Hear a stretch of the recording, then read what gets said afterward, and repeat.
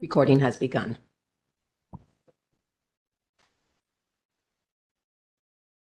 Good evening. This is the March 17, 2026 regular meeting of the Complaint Committee of the Sunshine Ordinance Task Force of the City and County of San Francisco. The time is 5:30 p.m.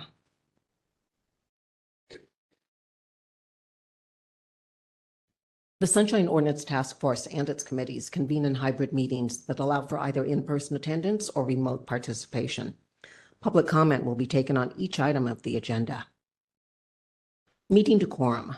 Any member of the Sunshine Ordinance Task Force or its committees may call for decorum due to the disorderly conduct of meeting participants. Persons who engage in threatening and/or menacing behavior may be asked to leave. A reminder for those who have joined us via WebEx. Please note that there is a chat function in WebEx, but we are not using it. And that is because any written statements are not visible to members of the public who are attending the meeting in person or who have called in. You can indicate your desire to be recognized by raising your hand in the app. Chair Schmidt, that completes my announcements. Thank you. Let's start with number one.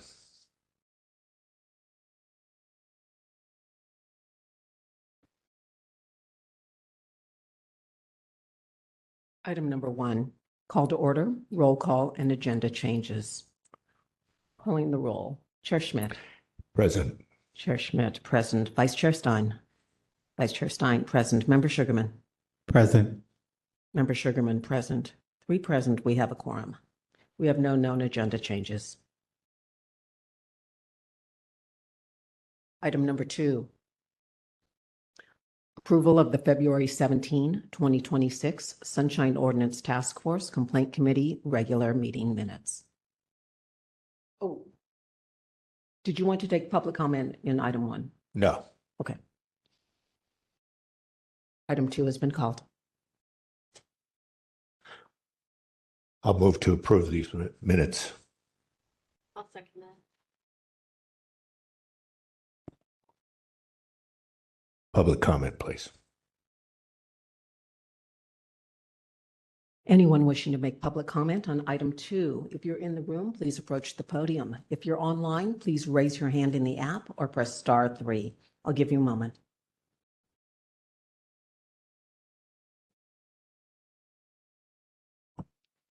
We have one caller online.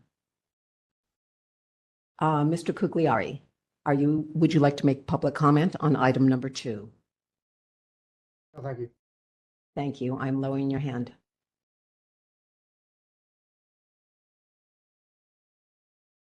We have no one in the queue. Taking the vote. Chair Schmidt. Aye.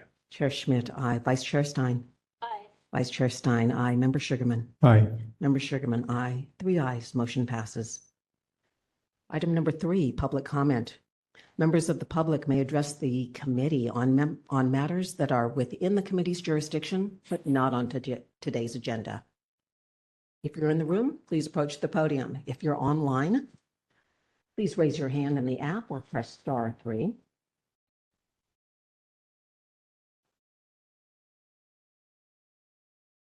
One caller in the queue. Mr. Cugliari, would you like to make public comment on item 3, general public comment? No, I would not. Thank you, though. Thank you. I'm going to lower your hand. I'm also going to mute you.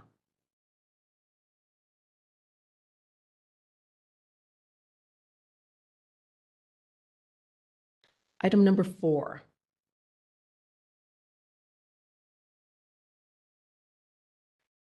File number 26030. Complaint filed by Michael Turon against the Office of the Clerk of the Board for allegedly violating Administrative Code, Sunshine Ordinance, Section 67.21, 67.25, 67.26, and 67.27 by failing to respond to an immediate disclosure request in a timely and/or complete manner. We have a representative from the department present in the room. One moment, checking. We have Mr. Michael Turon present. Mr. Turon, I am promoting you to panelist. I see your hand raised. Mr. Turon, did you have a comment before I promote you to panelist? I have my counsel here, Mr. Ray. So he is speaking on behalf of you? Correct. Okay. I'm just here to answer any questions for the commission directed at me. Thank you. One moment. I'm promoting both individuals to panelist.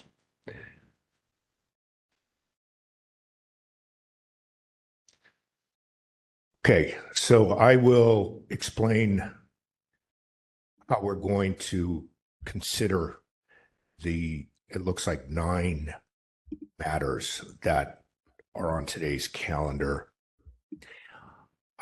We'll need to be going somewhat quickly through, but we certainly, I think we'll give each item its due consideration for purposes of a committee hearing. This committee does not make final decisions. Final decisions are only made by the full task force. What we do is review the cases, look at questions of jurisdictional questions, confirm that it either confirm or not confirm whether it appears there is jurisdiction of the task force, and also look at questions of whether public documents, public records, or public meetings are at issue. We will also look at the merits of each case.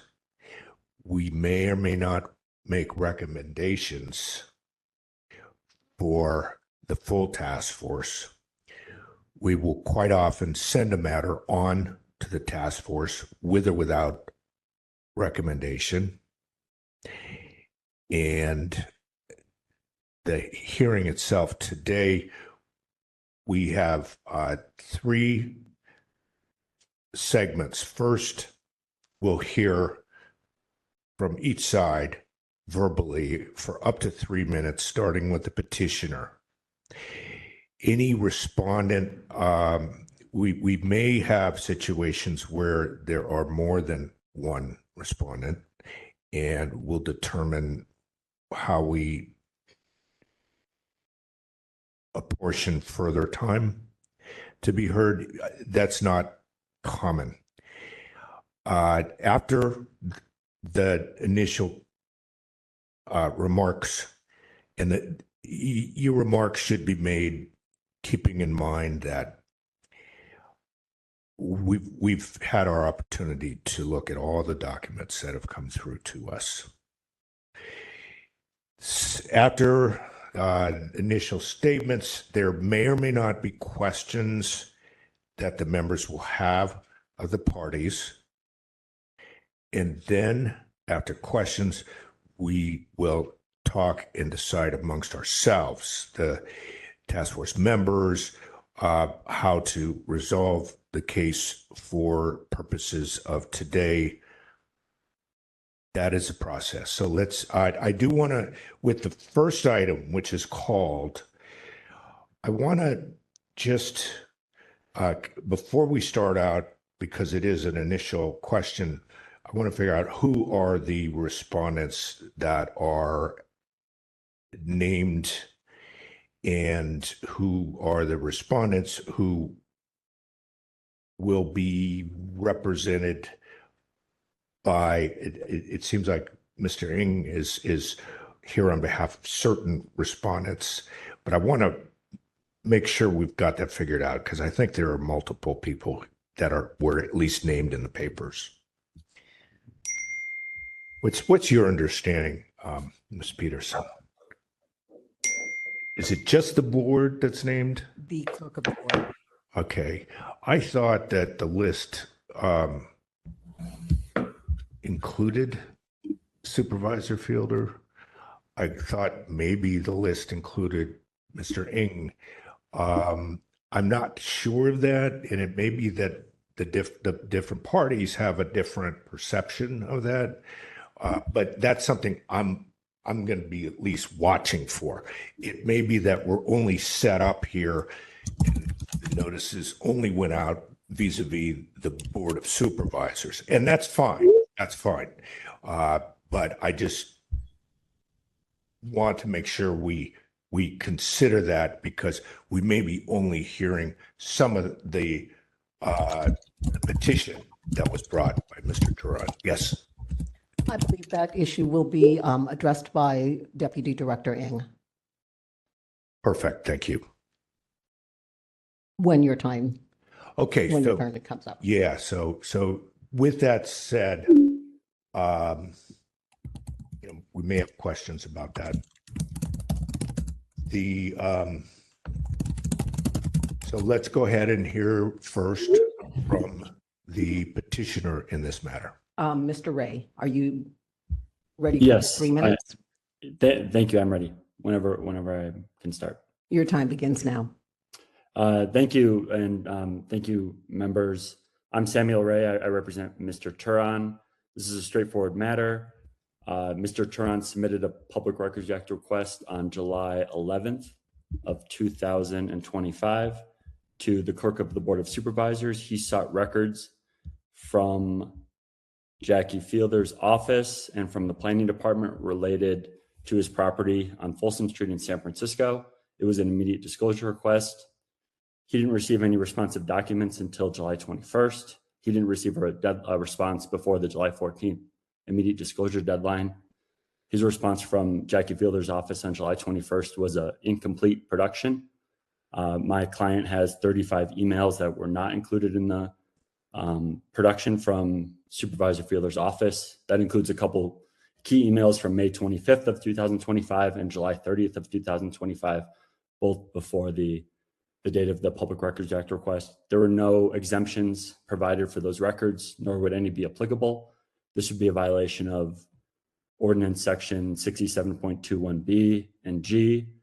Beyond the incomplete production, as I pointed out earlier, this was an immediate disclosure request. The deadline to respond was July 14th, 2025. There was no response, no notice of delay. The first response first arrived on July 17th, and then saying that Jackie Fielder's office would be handling it, and then another response on July 21st from Jackie Fielder's office.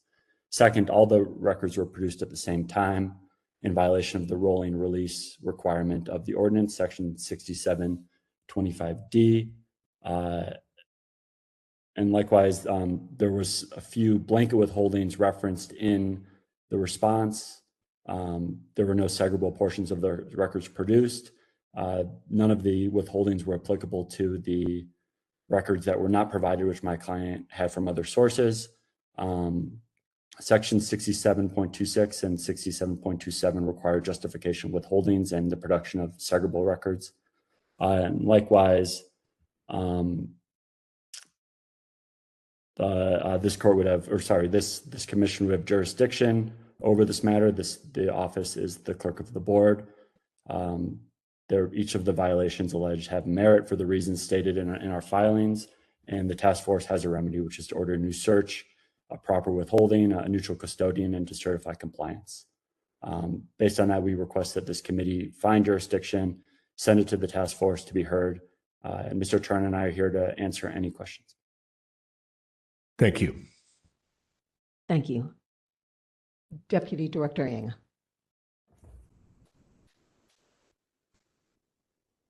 Good evening, members of the Task Force Complaint Committee. Wilson Ng, Deputy Director of Operations for the Office of the Clerk of the Board.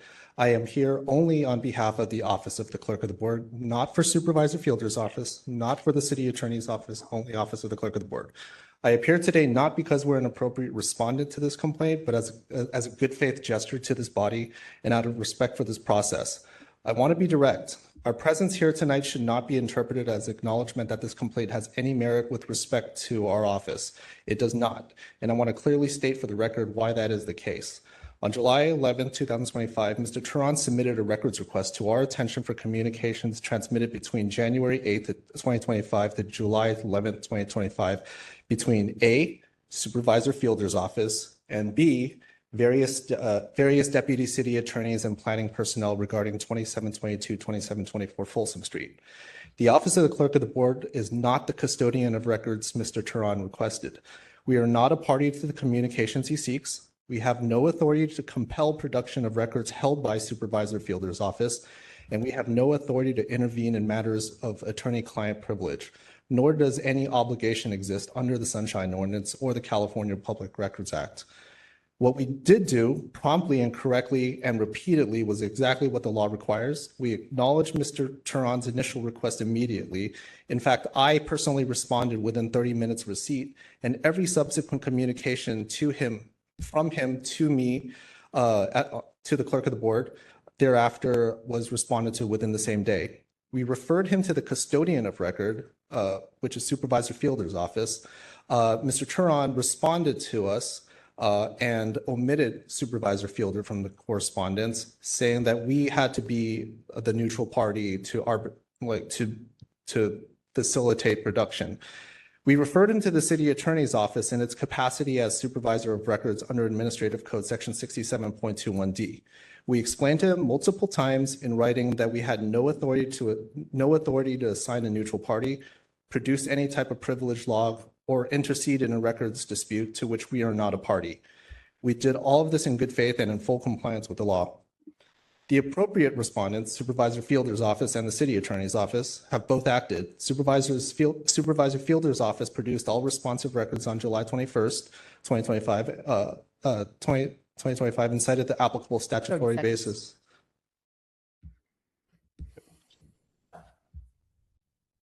I'm sorry, that was 30 seconds.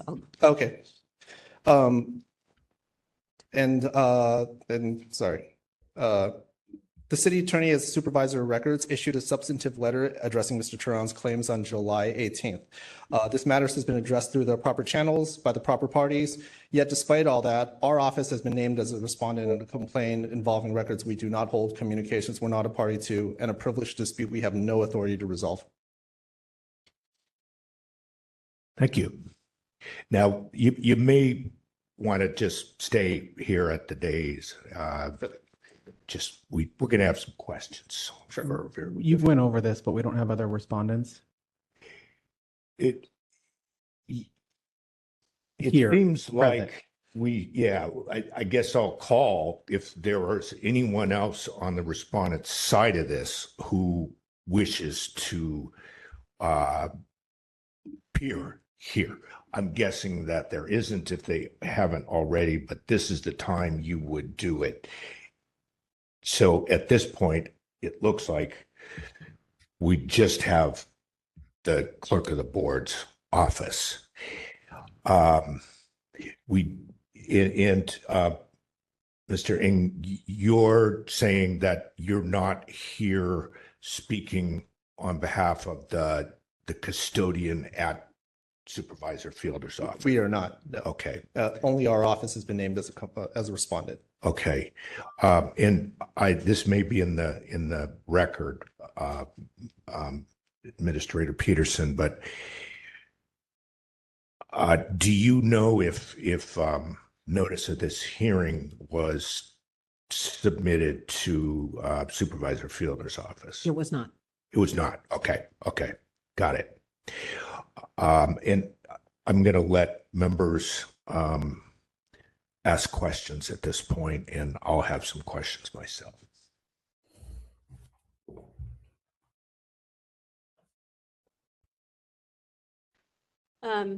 This is Member Stein. I have a question for the representative for the petitioner.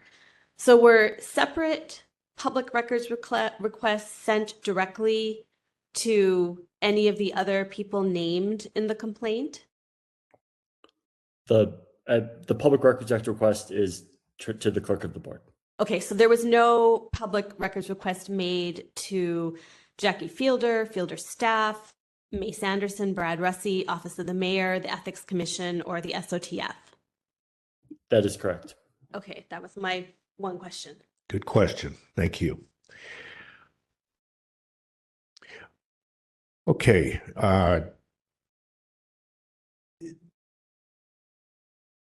Okay, so we're dealing with a single request that was submitted to a single party here. I have a couple of questions for the Oh, first for the respondent.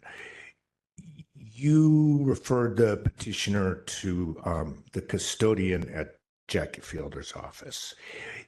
Do you know who serves in that role? That referral went to a person's name, possibly. I recall referring him to Fielder staff, which is the general inbox. I believe the person that handled the production of records was Mace Anderson at Okay. the time. Got it. And you. I've included that communication as part of the package as well. I remember seeing that name. Okay. Now, a couple questions to the petitioner side. There was a question about in the resolution of your litigation, there was some dispute about NSRs, and at some point there was apparently one side who thought there should only be one NSR involved on the property, and the other side, I believe, and tell me if I get this wrong because it's just not my area of law, but the other side was contending, no, there have to be two NSRs. And, tell me if I'm wrong about that. You are, there's a lot of nuances that might be kind of beyond the scope of this, but you summed it up pretty well. Okay. And the city filed a motion to enforce a settlement agreement, which was heard in federal court and denied on February 3rd, I believe. Okay. 4th. Okay. February 3rd of this year. It was February 3rd, I believe, but the court's order came out February 4th. Okay. So Mr. Turan prevailed on that motion. Okay. So it did go to court. Was that with Judge Thompson in the federal court? That is correct. Okay. All right. And so that went on to February. The next question I have is at several points in the file, there are dismissal requests and proposed orders of dismissal. Now, this being in federal court, I need to know, was a dismissal ever signed by the judge? Yes. So the dismissal was signed back in July, but the court retained jurisdiction to hear disputes. There was a dispute that we just discussed about the NSR, and that was heard and ruled upon by the judge. And there are no current disputes. Okay. Why didn't you give us a signed dismissal? I don't know. Okay. Yeah, I'm not sure why it's not in the packet, but it was signed back in July. Okay. That's something that, I mean, it may be that it was actually signed by the judge, but generally, for me at least, being a litigation attorney, I want to see the actual signature on the dismissal because it could be that there are edits to it. There could be different versions of a proposed order of dismissal. All I saw was one that was submitted and not signed for the judge's signature. I think there may actually be one in the packet, and I think I'm not sure what page number, but I'll flag it for you. I'll Sure. look while we're talking now. Okay, thank you.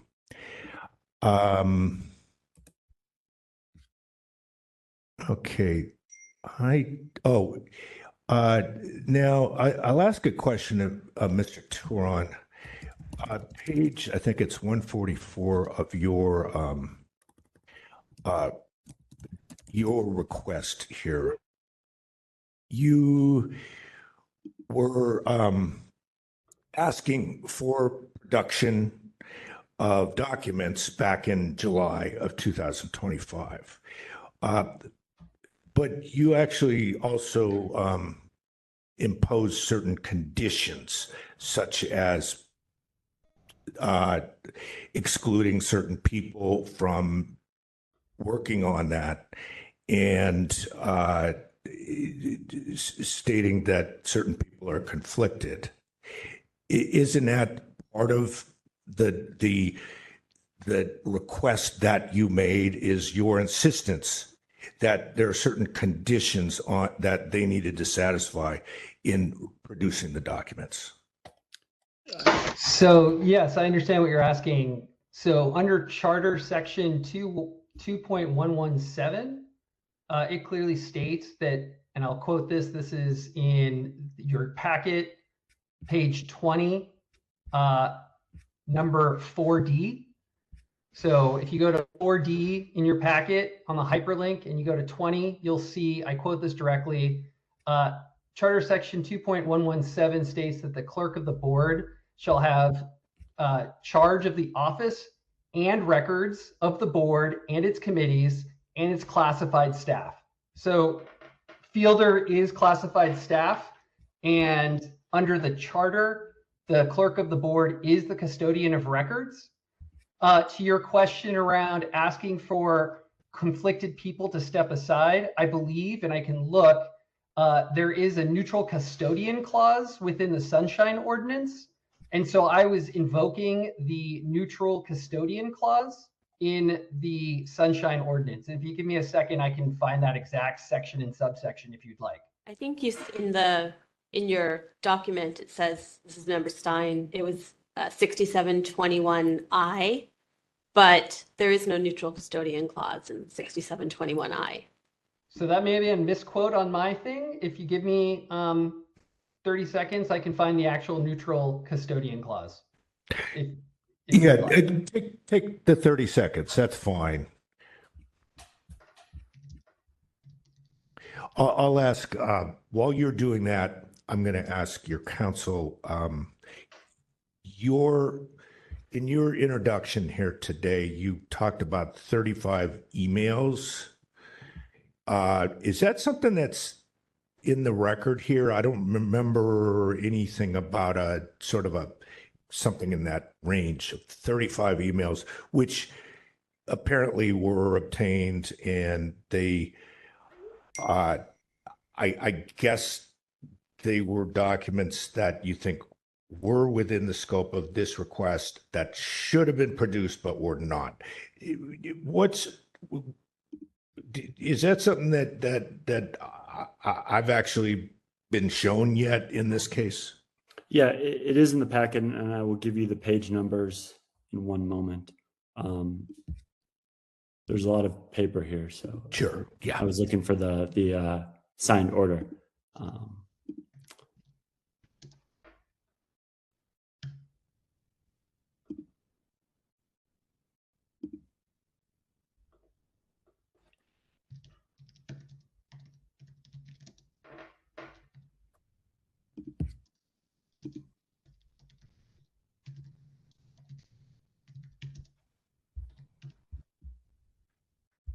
It looks like they begin on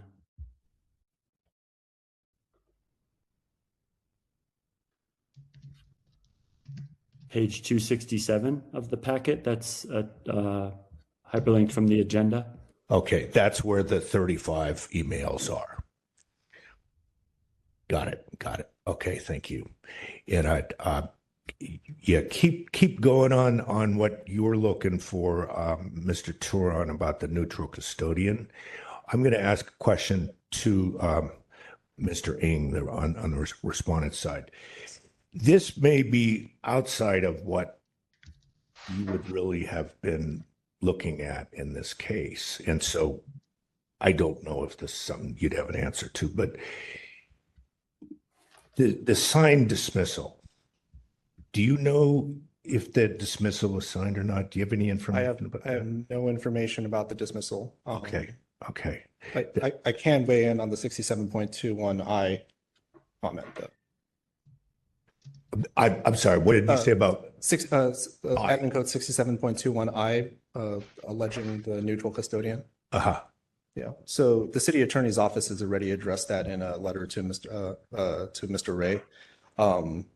In a memo that was referenced in July 18th, the very last paragraph, and I quote from the city attorney's office, Mr. Turon misquotes and misconstrues that section.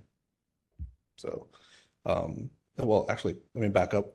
Mr. Turan alleges that San Francisco Administrative Code Section 67.21I requires that Supervisor Fielder and her staff not be involved in responding to the records request. Mr. Turan misquotes and misconstrues that section. The response to the records requested is being handled by Supervisor Fielder's office like any other records request, and you can follow up directly with that office with any questions from the City Attorney's office to Mr. Ray. Okay, thank you. Do you have a response on the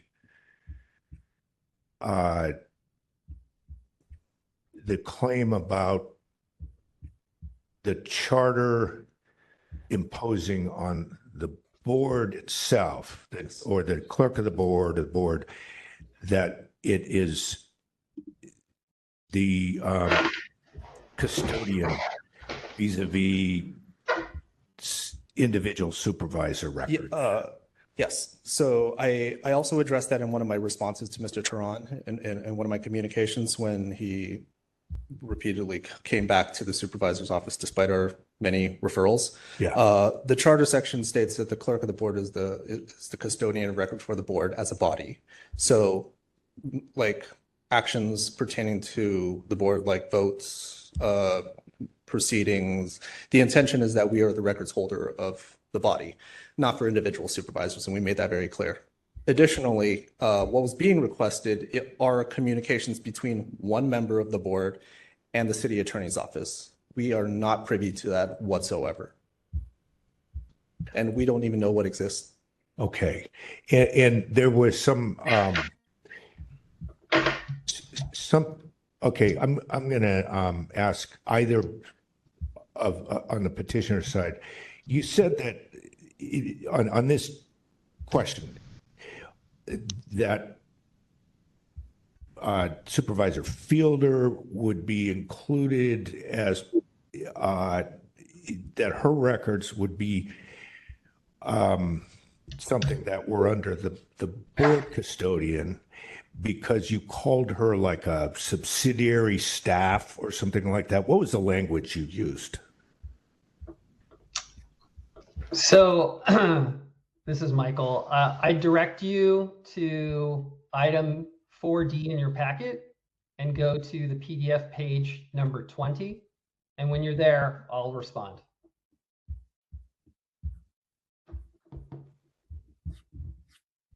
We're there.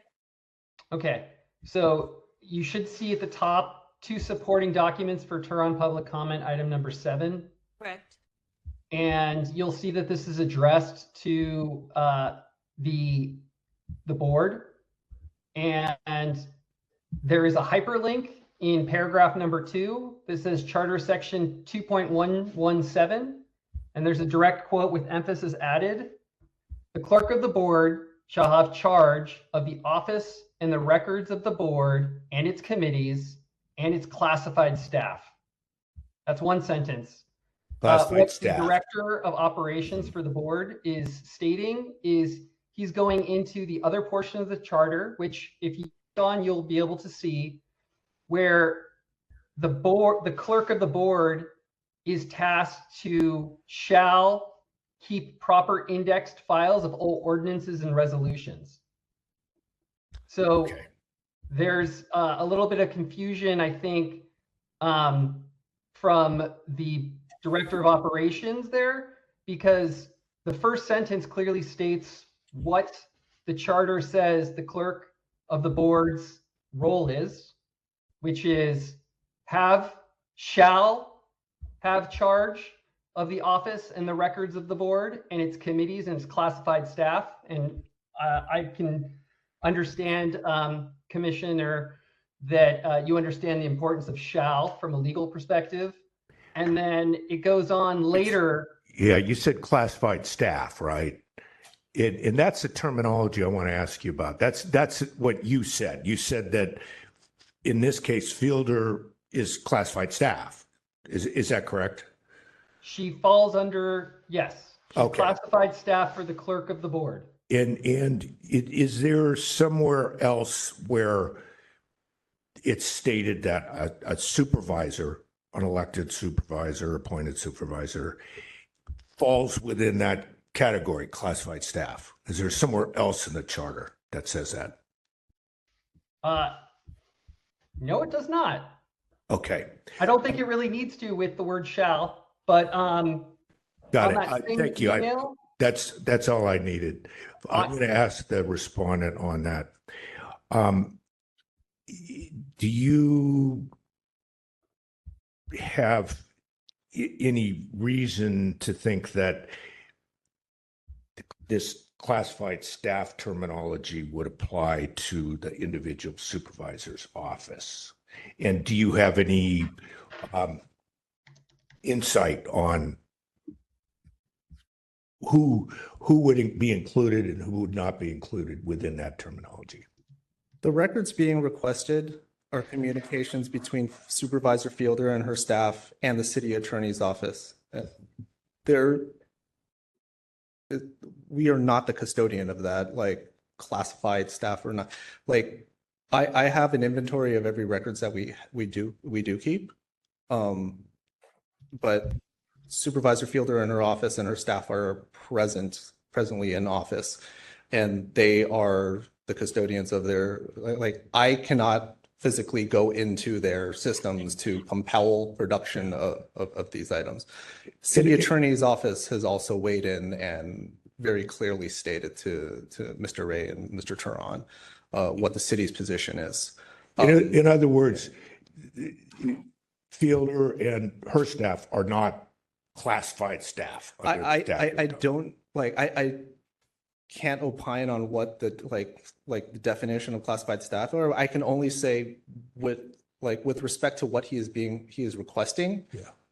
We have no means to compel production of Okay. attorney-client privilege communications, which we are not a part of. Okay. It doesn't matter what the charter says. I mean, I can give you an inventory of every record that we hold, but we don't have the responsive records that he's requesting as the main. Thank you. And going back to, I think, yeah, Mr. Turan, you were looking for that neutral. Did you find anything with that kind of terminology, neutral custodian, or is that something we've already gone over? yeah, so under 67.21I, it says the San Francisco City Attorney's Office. And so I guess this is pertinent to the letter that the Director of Operations quoted, because that letter came from a litigation city attorney. But the San Francisco City Attorney's Office shall not act to protect and secure the rights of the people of San Francisco to access public information in public meetings, and shall not act as legal counsel for any city employees or any person having custody of any public records for the purpose of denying access to the public. The city attorney may publish legal opinions in response to a request from any person as to whether the record of information is public. So basically, the letter from Heather Goodman, DCA Goodman, that's being quoted at the end about how there may be some misunderstanding on 27.21. 27.21 little I explicitly says that the DCA shall not act as legal counsel for any city employee or any person having custody of any public records for the purpose of denying access to the public. Got it. Okay. And then one additional thing, you were asking earlier about where the staff falls into. So earlier I was quoting the Article 2, which is where on page 20 of 4D in your packets states Charter Section 2.117. So the way the charter is set up, there is Article 2, which this charter amendment goes into, which is the legislative branch. And in Article 2, they name the Board of Supervisors, 11 members, the clerk of the board appointed by 2.117, the budget analyst also appointed by the board under 2.117, and classified staff under the clerk under 2.117. Article 3 is the executive branch and the office of the mayor, where the mayor, the city administrator, the controller, and the mayor's staff falls under. And Article 4 is the executive branch, which is the boards, commissions, and departments, which is the planning commission and the planning department, DBI, the zoning administrator, and all other commissioners. So that's kind of how those all triage on the charter. Okay. Thank you. All right. I think I'm finished with my questions. Members, anything else question-wise? Okay. Yes. Yes, Member Sugarman. Just for the respondent, I understand your position, and we've, in this particular issue of custodianship, we've heard many cases, or at least several of them, it feels recently. But I still want to ask if you have seen these emails. No idea. Never seen them. Don't know if they exist. Don't know how many communications there are. Don't know what the context of it is. And so you're not in possession of them, just to clarify. None. Okay. That's my questions. Good question. Okay. So I think we're probably finished with any questions we'd have. So you can sit back now. We may, come up with one or two questions, but we're probably finished with that. At this point, we're going to figure out how to advance this matter. Members, do you have thoughts on this? Yes. As a general issue that arises out of this case, I am frustrated by this question of custodianship. So something to address certainly later is how we can define that better.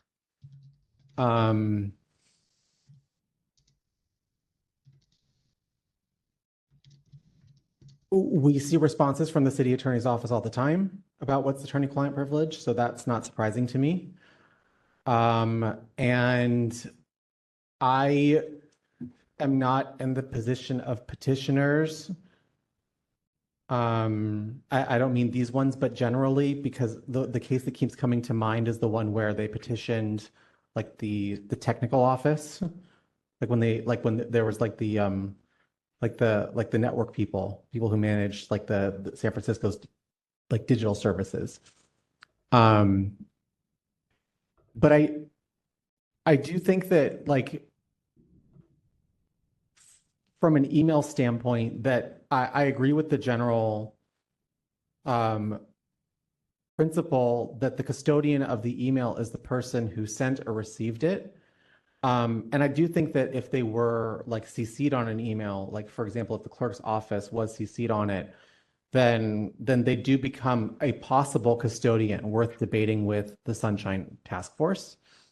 And I also think that in the same way that we had this discussion with the digital office, like the people who manage San Francisco networks, that is an open question. So either you have possession of the email because it was CC'd to you or it was sent to you, or you have access to the email for any number of reasons. So that's the only kind of like floating question in my mind when I was hearing this and reviewing the documents, is whether the clerk's office had access to it. Personally, if they had, in my opinion, if they had access to the email, that does not inherently make them the custodian. And personally, in my opinion, I'm not persuaded that they are the custodian from what I've heard. So that's like kind of like my general Yeah, feeling. I have on there's a lot there, and I agree with you that when it comes to like sort of custodian A versus custodian B and who's a custodian of what, it is vague. I actually saw something in the course of writing for our annual report that I forget if it's in one of the cases I talked about, but I think it's in a case that one of them cited. But the scenario was that a law enforcement agency received a document request.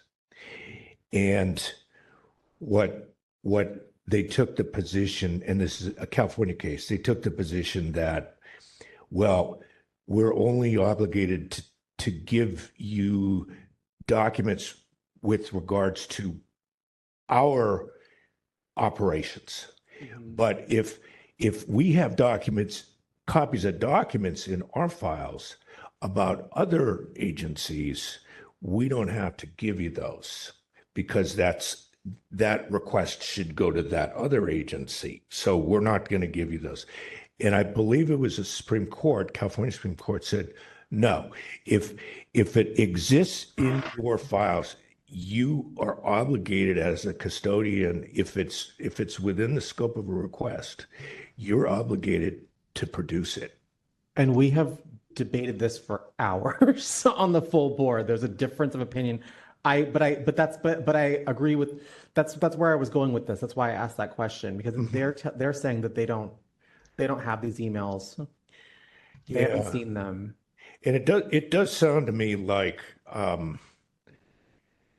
there's no reason why these emails would necessarily ever have gone to the clerk's office as opposed to Supervisor Fielder's office. I don't know how this is organized, though. I mean, if you are an assigned record keeper, wouldn't you be able to go into someone's government email and look at their emails? Like, Well, there are public records. But that assumes that they're the custodian for Jackie Fielder's office. And I'm not convinced that she's classified staff of the clerk of the board.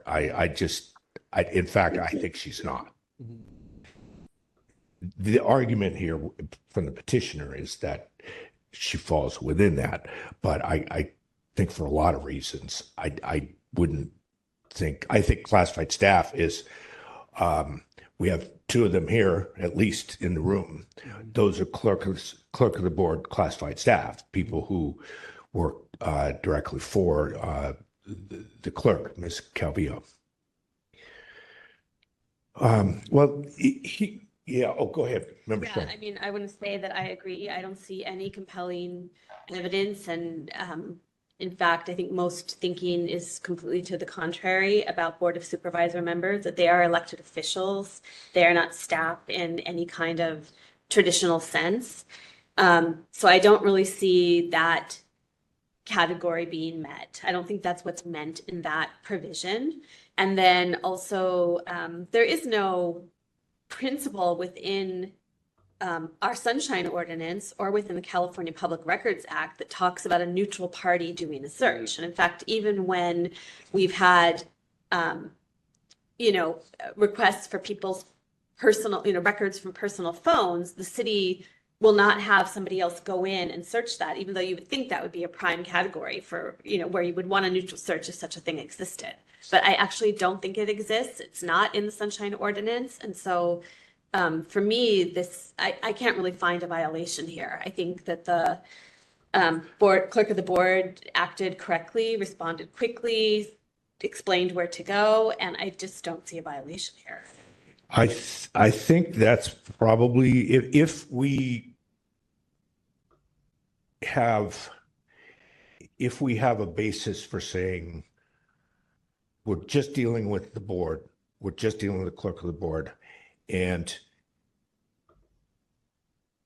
not Fielder's office, which I think that we can do that here. I don't think the clerk informed the petitioner that the supervisor's office held the documents that were requested. And I don't think that we've found that, other than telling them where to go, that there's some obligation that they have to somehow expedite that. I think it may have been on the petitioner here, and I think this is consistent with what we've said before, is that it is incumbent on the petitioner to then proceed Since here, the request was sent to Fielder's office. Fielder's office acknowledges they got it.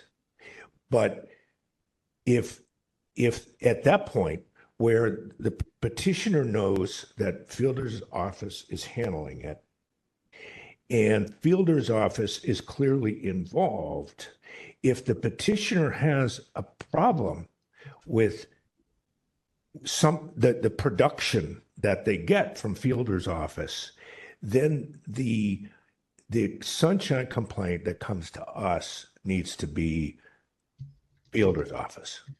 And we don't have that here today. And, you know, it might be that that's for another day.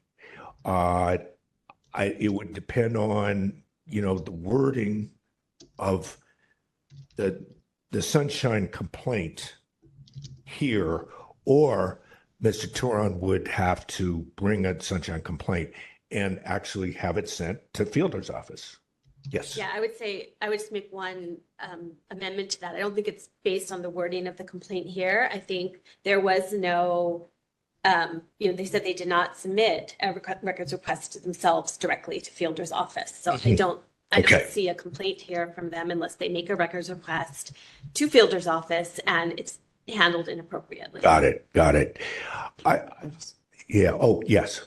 Literally, just for the record, I really wish that like elected officials, because they're meant to be public records, their text messages, their emails, like I wish that they were just on a server, that we could just look at them, because this back, we see this enough times where it's like, I wish that it was like a different way in terms of, because I'm reading this the same way that my other members are in terms of where we're heading with it. But I wish that it wasn't that way. I wish that these were more easily accessed. That's all.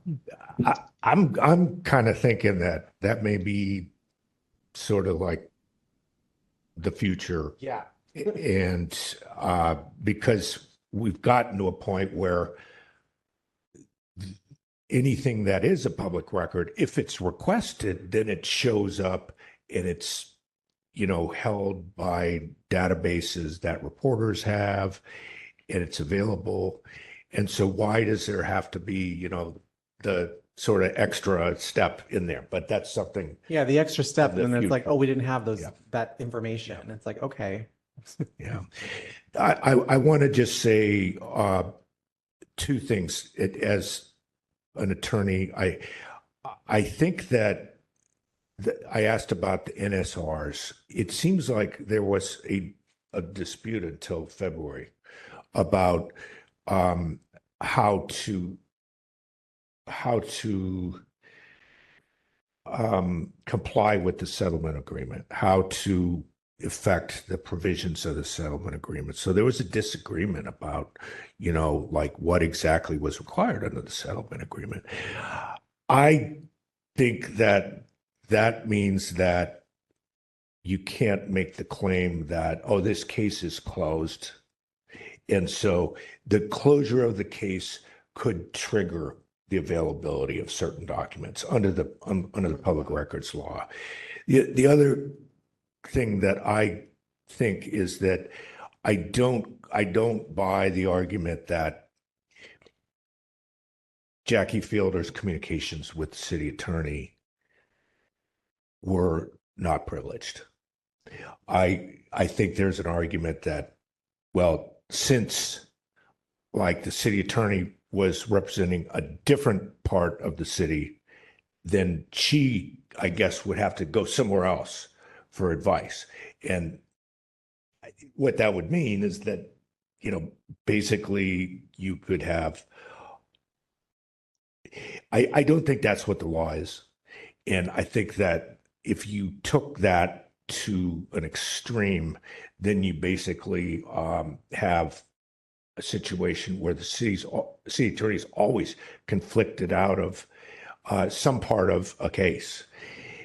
I don't think that's the law, and I don't think that's how the law should be. I think that anyone at the city, for the most part, it has access to the city attorney's office. I know it's different than how it works in, sort of private life.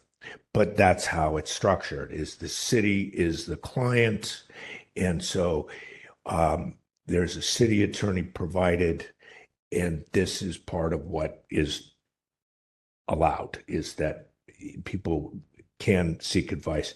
And I don't think I'm seeing any real like conflicts here between Jackie Fielder and the people who city attorney's office was representing anyway. So I don't see a sort of a practical conflict in there anyways. So I'm not sure. There may be some documents that weren't produced that were not between her, but she was talking to planning. And so maybe there's something that doesn't come within either of those issues, but I don't know if I saw that here as really being a big issue. I know that's what the 35, apparently that's what the 35 were, but you know, just because they got it from another source doesn't necessarily mean that it still exists. And it was actually found in a reasonable search by Fielder's office. So I think I'm with you, Member Stein. That's the my eventual statement to you is, yeah, I don't know if I can see on this narrow request, and it's just the board who's here. I think that there's a pretty good argument that there's not. I don't see that there's a violation, and I would go so far to say that we could put this on a consent calendar. I have a wording I can propose. You can tell me you I'm don't ready. like it. This is Member Stein. I would say that these are public records under our jurisdiction and that we send it to the consent calendar with a recommendation to find no violation. I would add that the petitioner requested that the clerk of the board act as a neutral party to search for records. Just a moment, please. Could you restart that sentence? Where you would The petitioner requested that the clerk of the board act as a neutral party to search for records in the possession of Jackie Fielder's office and the planning department.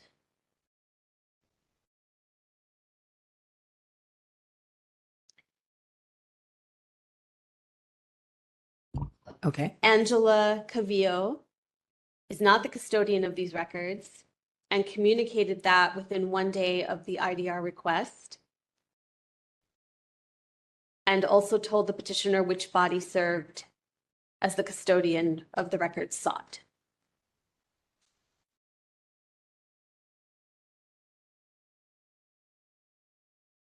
I would just delete the word request. Okay.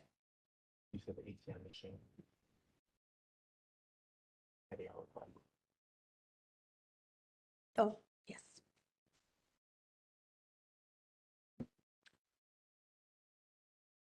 All right. Public comment?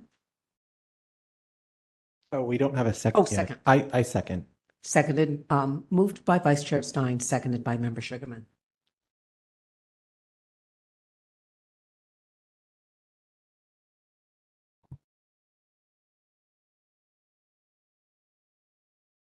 Anyone wishing to make public comment on item 4, if you're in the room, please approach the podium. If you're online, please raise your hand in the app or press *3.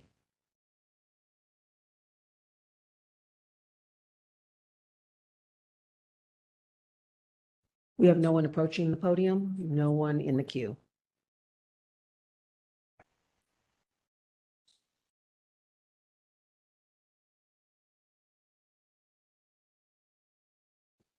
No public comment. Taking the vote on item 4, Vice Chair Stein. Aye. Vice Chair Stein, aye. Member Sugarman. Aye. Member Sugarman, aye. Chair Schmidt. Aye. Chair Schmidt, aye. 3 ayes. Motion passes.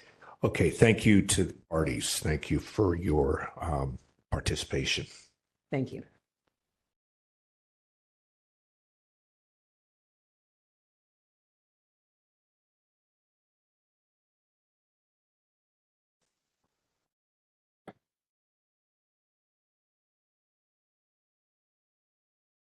Item number 5, file number 25090. Complaint filed by HV Safe against Supervisor Bilal Mahmood, Board of Supervisors, for allegedly violating Administrative Code Sunshine Ordinance, Section 67.21, for failure to respond to a public records request in a timely and/or complete manner. I believe we have the Chief of Staff of Supervisor Mahmood's office present in the room with us. One moment, please. Let me check for petitioner. HV Safe, I believe you are HVS. One moment. Unmuting you.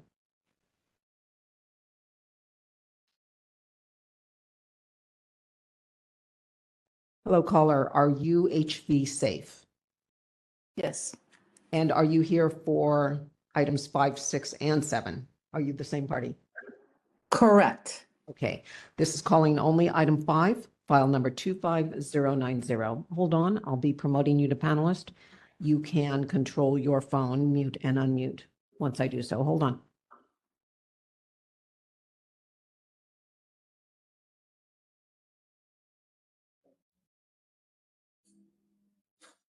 Timer is ready for 3 minutes.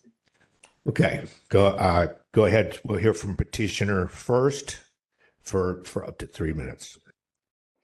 Petitioner, Okay. are you ready for your 3 minutes? Yes. Your time Thank begins you. now. Good evening. The complaint concerns failure to disclose responsive records regarding the Hay Street Public Life Study and the use of Central Freeway / Octavia Fund money. What happened in May 2025, our coalition sent written inquiries to the Office of Supervisor Bilal Mahmood, the SFMTA, and the San Francisco County Transportation Authority, asking for records regarding the funding scope and authorization of the Hay Street Public Life Study. At that time, no responsive records were produced or acknowledged by the Office of the Supervisor. What we later discovered in a subsequent IDR is that there were, in fact, internal city emails released, again, later through a records request showing that during the exact same period, staff from those agencies, but in this case, we're talking about the Office of the Supervisor, we're coordinating to allocate approximately $200,000 from the Proposition I Central Freeway / Octavia Fund for the Hay Street study. Those communications existed when the inquiries in May were made, but were not disclosed. Hence, that is the reason we put forth the complaint. Okay, thank you. Thank you. All right, now we have Supervisor Mahmood's office. We have Chief of Staff Sam Logan. Good One moment. evening, Chair Schmidt and members of the Complaint Committee. Thank you for your time this evening and for your service reviewing these matters. My name is Sam Logan. I'm the Chief of Staff for Supervisor Mahmood, and I'll be speaking on behalf of the office regarding complaints 25090 and 25094. In regard to file 25090, our position is that no public records request was made in the email string referenced in this complaint. The email cited by HV Safe does not request records, nor does it frame itself as a public records request in any way. This is significant because HV Safe has made several public records requests to our office in the past, including during the same time period referenced in this complaint. In each of those instances, the organization clearly labeled their correspondence as a public records request. The email at issue here contains no such language or framing and therefore did not reasonably appear to be a records request.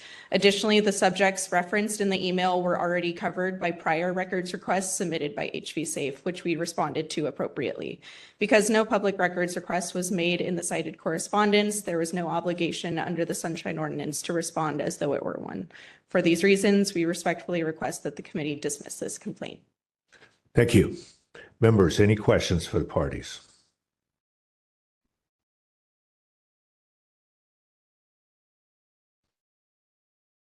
I have no questions on this matter.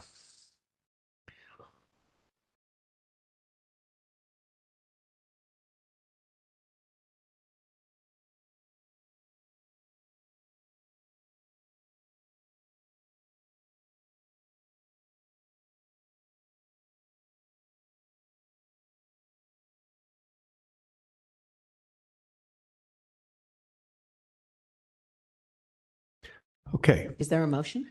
I don't think there are any questions from us.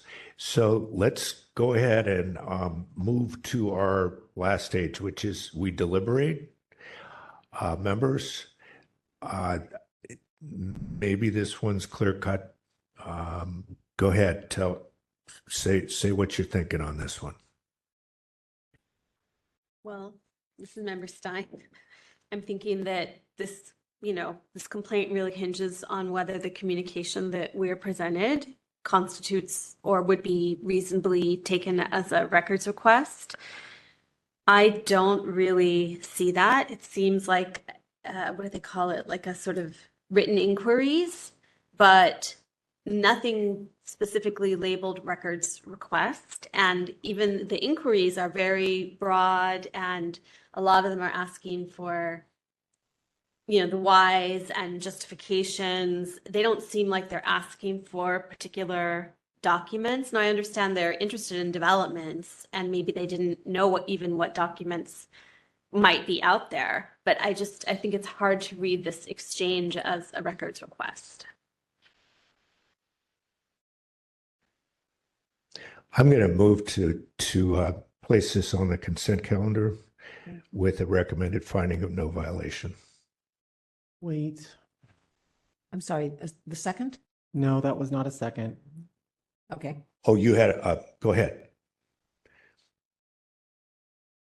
I just don't know that I agree. That's all. Okay.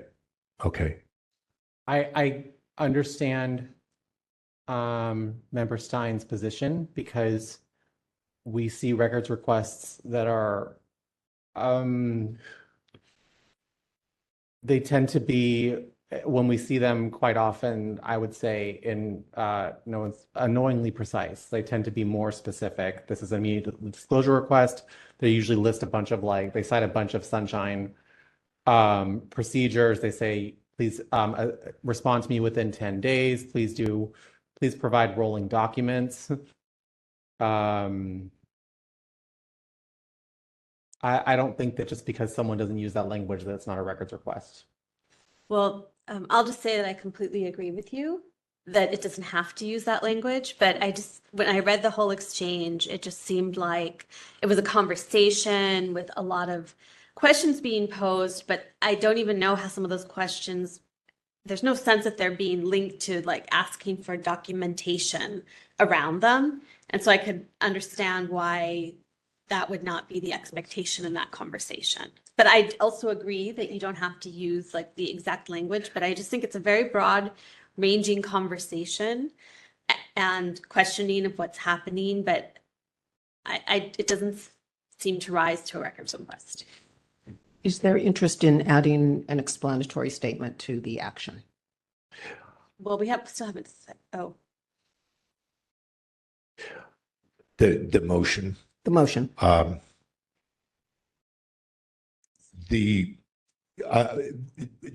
add on to the motion that a one sentence statement that with my motion, there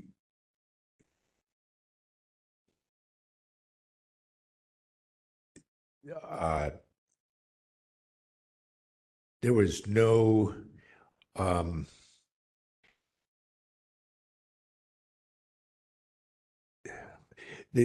the questions asked by petitioner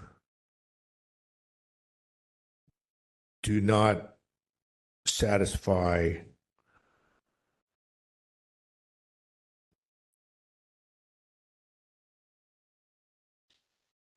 or do not constitute a public records request.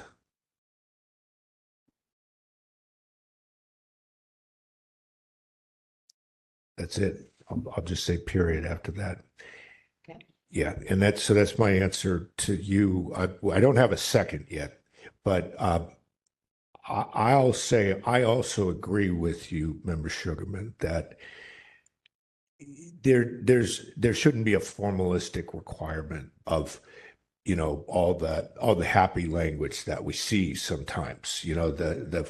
I think that's a good thing for people to do because it insulates the requester in those situations, and it makes it, so that it's damn clear that, yeah, this is a public records request. But I don't think that should be requisite. I think in this situation, my problem is it's really hard to take these questions and to sort of like contort them into what exactly the documents would be that maybe are impliedly being asked for. And I don't think that is, I don't think we should fairly be asking a custodian to be trying to figure out, well, what are they asking for here? And so I just don't think it's close enough to something that they can use to figure out what they're being asked to produce. That's sort of where I think it's a continuum from no, it's not a records request, to the middle where, yeah, maybe some things are reasonably asking and impliedly asking for certain documents. And then at the other extreme is the one where you've got all the bells and whistles in your request. Okay, so I actually want to, if we can move this one as well, I want to just add that I do think that a custodian of records under administrative code should be assisting the requester with finding documents. That's something that we've discussed previously. But I also agree with both you and Member Stein that there really isn't enough in this request to say that, like, to look for specific documents to rise to that. So I'll second.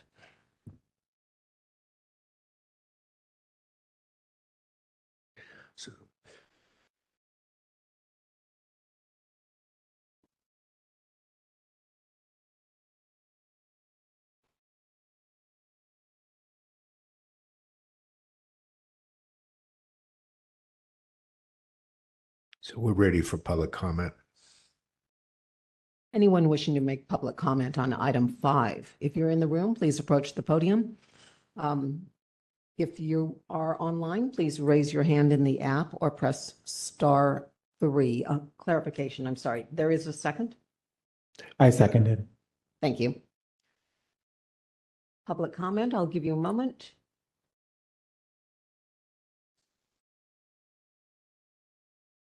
We have no one at the podium, no hands raised.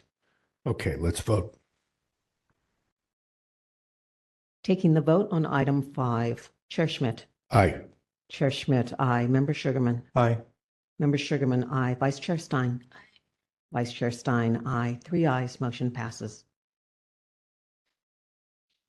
Item number 6, file number 25091, complaint filed by HV Safe against the San Francisco Municipal Transportation Agency for allegedly violating Administrative Code Sunshine Ordinance Section 67.21 for failure to respond to a public records request in a timely and/or complete manner. HV Safe is still a panelist.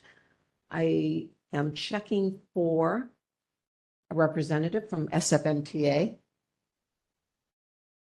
We do have a letter in the packet stating that there is no question posed. We have a hand raised. One moment, please. Hello, caller. Are you here for item 5 from SFMTA, or 6, item 6? Yes, this is Caroline Fry, Manager of Public Records for the SFMTA, and I am here for that item. Thank you. Thank you. One moment. I'm going to promote you to panelist.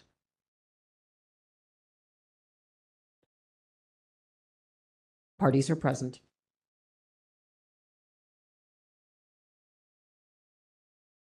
HV Safe, are you ready for your 3 minutes? Yes. One moment, please. Chair Schmidt, ready to go? Yes, let's start up to 3 minutes from the petitioner. HV Safe, your 3 minutes begins now.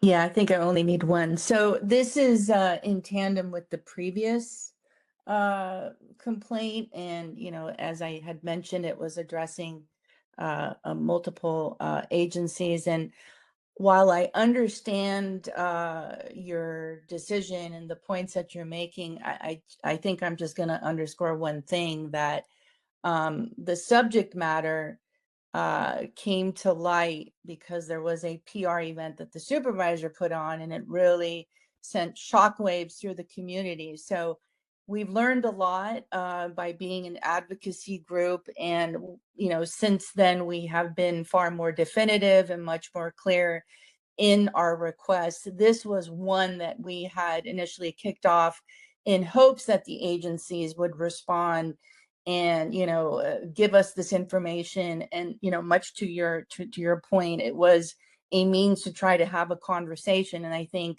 as an advocacy group, it's seemingly very challenging to get these agencies to give us any information, any response whatsoever, unless we follow through with an IDR. So I respect your decision. I respect your point of view, and I'm just here to kind of team up with what we just discussed or what we heard in the prior case. But again, this is just kind of in tandem with what we just explained. So I'll leave it at that.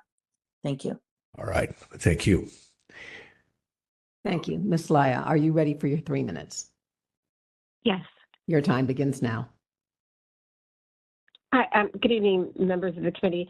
As mentioned, this echoes the previous complaint, and we did not understand this as a public records request. A request that a department answer a question or series of questions is not a public records request, and neither the Public Records Act nor the Sunshine Ordinance requires the department to reply to written interrogatories. And the complaint did state that they provided a list of questions, and so when our staff received this, they did not see it as a records request. So when we received the complaint, it was very confusing to us because we do have a few requests from HB Safe, and we couldn't locate this one. It took some digging around to find out that it was actually questions. And our staff felt that it was better for the supervisor's office to answer, given that this is regarding a study that their office was sponsoring. And so we did not provide a response. We understand that the supervisor's office was working with HB Safe on this, and SFMT is not involved in the study that was referenced, and felt that the supervisor's office was more positioned to better respond. So that concludes my remarks. Thank you. Thank you. Thank you. Okay, now members, questions for the parties. Any questions? I don't have any questions, and I think that there was a note that this might be pretty much like the last one. I think I see it that way. Just to give a clarification, I don't think any of us believe that propounding the kinds of questions, inquiries that are involved here, there's nothing wrong with that. It's a great thing to do. I guess what it comes down to is if they are requests and the law does not require an answer, then they might not get answered, and that's a political issue. If they do fit within the parameters of what we deal with here, which is this Sunshine Task Force, if they do try to, if you're trying to obtain records and you make a request and the request is reasonably understandable, then you kind of invoke this body, and that's what we can do. But if it's more in the realm of questions, we don't have any way of compelling that political people or people within the city answer the questions. That's just not within the scope of what we're really able to deal with. So we just don't get involved in that. Okay, members, if unless you have questions, I kind of see this as we resolve it the same way as we did the last one. So same motion. Oh, Member Stein had something to say. Oh, I was going to make a motion. Oh, go ahead. Go ahead. Same motion. We'll stick with that. Okay. I'll second it. Exact same motion as on the last case.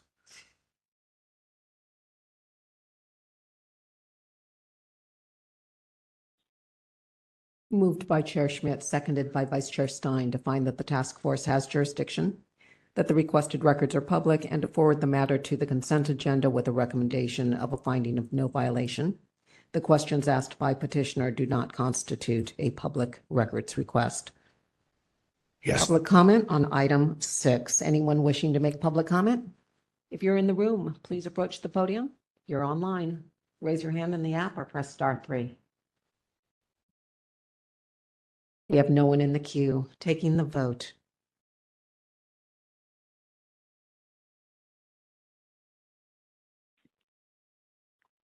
Chair Schmidt. Aye. Chair Schmidt, aye. Vice Chair Stein. Aye. Vice Chair Stein, aye. Member Sugarman. Aye. Member Sugarman, aye. 3 ayes. Motion passes. Item 7, file number 25094. Complaint filed by HV Safe against Supervisor Bilal Mahmood, Board of Supervisors, for allegedly violating Administrative Code Sunshine Ordinance, Section 67.25, for failure to respond to an immediate disclosure request. HV Safe is a panelist. We have the Chief of Staff, Ms. Sam Logan, from the Office of Supervisor Bilal Mahmood in the room. Okay, so we'll hear first from the representative from HV Safe. Petitioner, are you ready for your 3 minutes? Yes, and I think I only need one. This one's pretty quick. This evolves, and we're running into this quite a bit with the supervisor's office.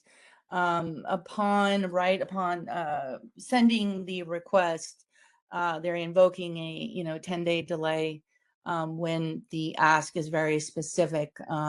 We often ask for calendar or quick things. And last year, I think it was around August, you guys did find a violation for this very thing. And we've been trying our best to, kind of move things along. And it just seems like we're repeatedly, upon sending it over, just saying, hey, we need 10 days. And, I thought we were kind of past that. So I'll leave it at that, because that's in short really what this one evolves around. Thank you. Thank you. Thank you. Ms. Logan, are you ready for your 3 minutes? Your time begins now. Thank you, Chair Schmidt and committee members. This complaint concerns HV Safe's designation of their request as an immediate disclosure request. However, the request did not meet the definition of an immediate disclosure request under the Sunshine Ordinance, which applies only to requests that are simple, routine, or otherwise readily answerable. HV Safe's request sought 15 categories of documents covering a 9-month period, which required searching for, reviewing, and compiling multiple categories of records. Because of this scope, we informed the requester that the submission would be processed as a standard public records request subject to the applicable response timelines. The timeline of response was October 3rd, 6:15 p.m. HV Safe submitted the request after business hours, labeling it an immediate disclosure request. October 6th, 1:33 p.m., we responded the next business day explaining the request did not qualify as immediate disclosure and would be processed under standard timelines. October 8th, we reiterated the request scope, 15 categories over 9 months made it unsuitable for immediate disclosure.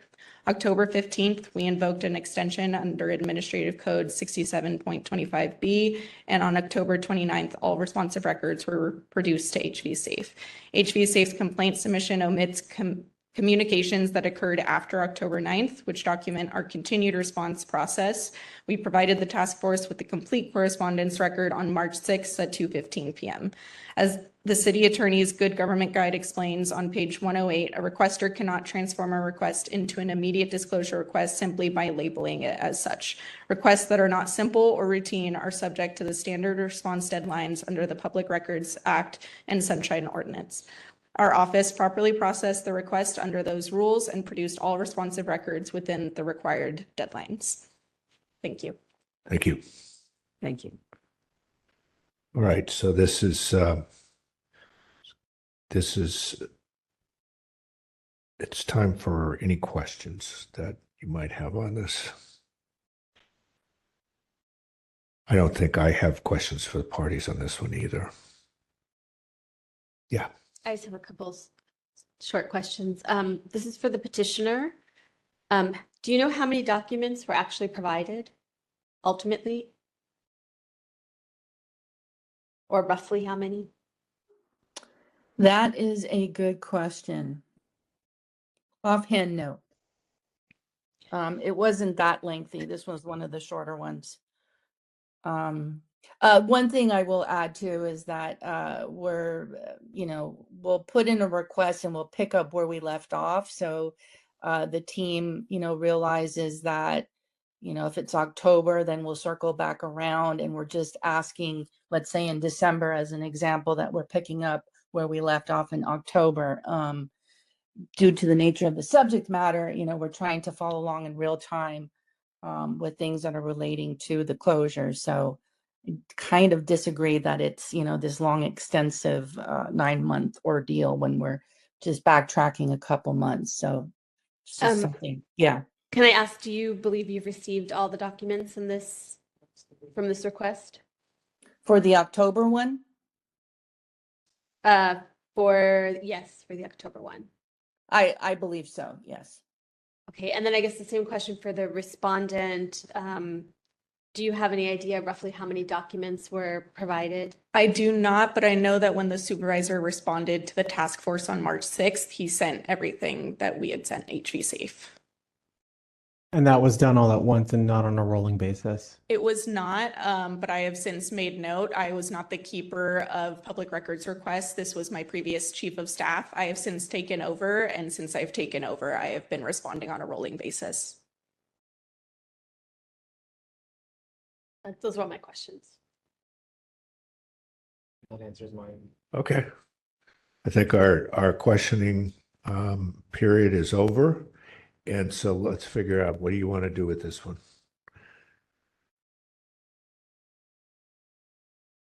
Yes, I was going to say, I just asked that question about how many documents were involved because they weren't in our packet.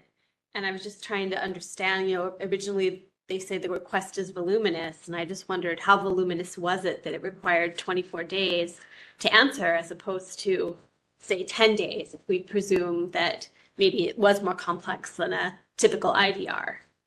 I think the request looked complex to me, but I also, if there were a violation, it would be for not providing it on a rolling basis.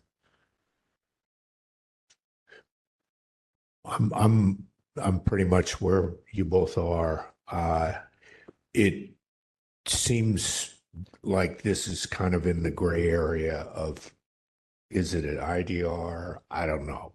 I mean, there has to be there has to be something that qualifies as an IDR, but we get these automatic like rejection of whether something can be an IDR. This one, it looks like if you've got 15 categories, that in itself kind of indicates maybe it doesn't qualify as an IDR. I get that.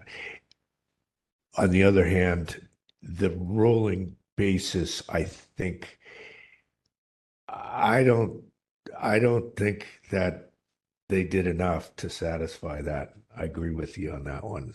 And I think that may be like how we come down here is we recommend, or we maybe even do I don't know if we want to do consent on this one. I think it's fine for consent. They said they received the documents they were looking for. Yeah.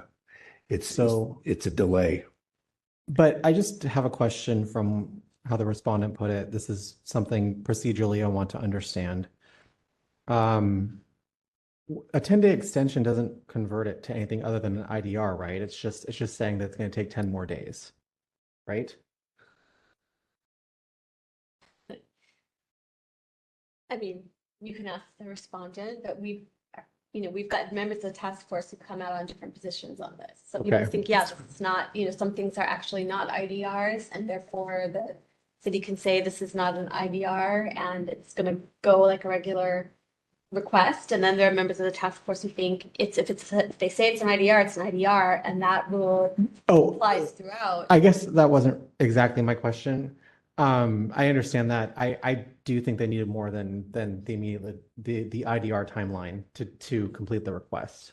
I guess it's just that when you invoke a 10-day extension, it's still considered an IDR though, right?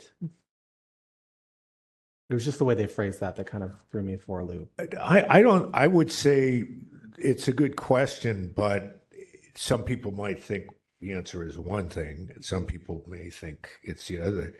I myself would say if it doesn't qualify as an IDR, it's just not an IDR. And I would treat it as just a regular old document request under 67.21. That would be my position. I think that's the position of the Good Government Guide, but I don't think it's the position of everyone on the task force. Okay. And yet I think even if we in either position, I don't know if the request made on the 3rd and then they produced everything on the 29th. I don't know. I kind of think that we may want to be finding that. Yeah, I think that you can find a violation for not producing the documents on a rolling basis and put it on the consent calendar. Yeah, some kind of delay violation. I think we're all thinking that. It's just a question of how to word it.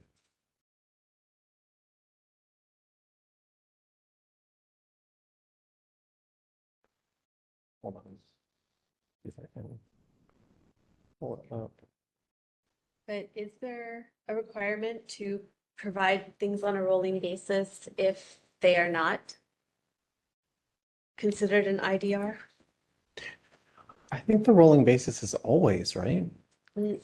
Well, I think the only place rolling basis is mentioned in the Sunshine Ordinance is under IDRs, but I'm not sure about the CPRA.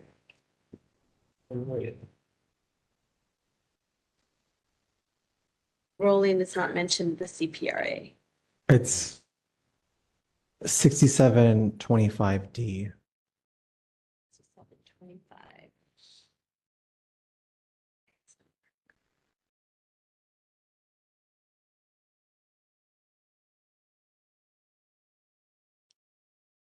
I mean, 6725 is IDR.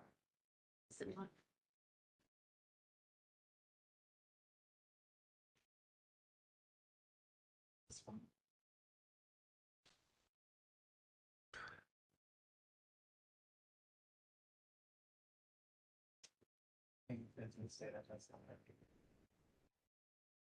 Yeah, that's what I'm saying. I think the task force has different opinions on this, so maybe it needs to go to the full task force. I'm sorry, could you speak into the microphone, please? Sorry, I do think the task force has different ideas about this, so I don't know that this would be appropriate for a consent calendar item. I think it might need to go to the full task force.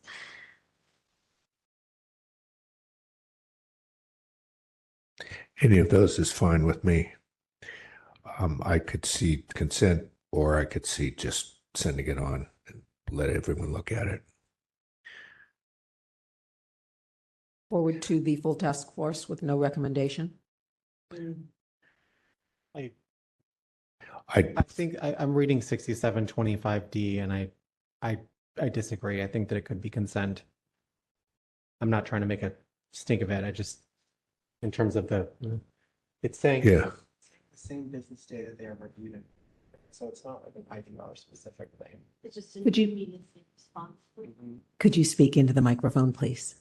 We're just discussing 6725D and the language, because it seemed like it was potentially IDR language about providing documentation to the requester the same business day it is reviewed or collected. So on first pass, I kind of thought that that was kind of an IDR read of things, but I think it's simply that once you receive the document and you review the document, that you provide it on a rolling basis after reviewing it the same business day.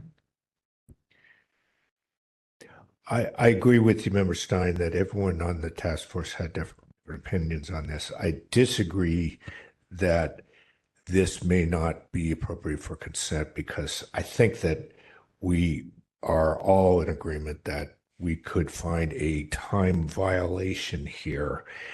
I think this is yet the kind of case where I don't think that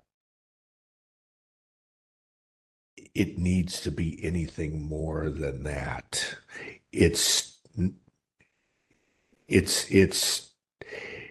kind of case I think we were trying to get expedited and put on the consent calendar when we tried to make our procedures more efficient.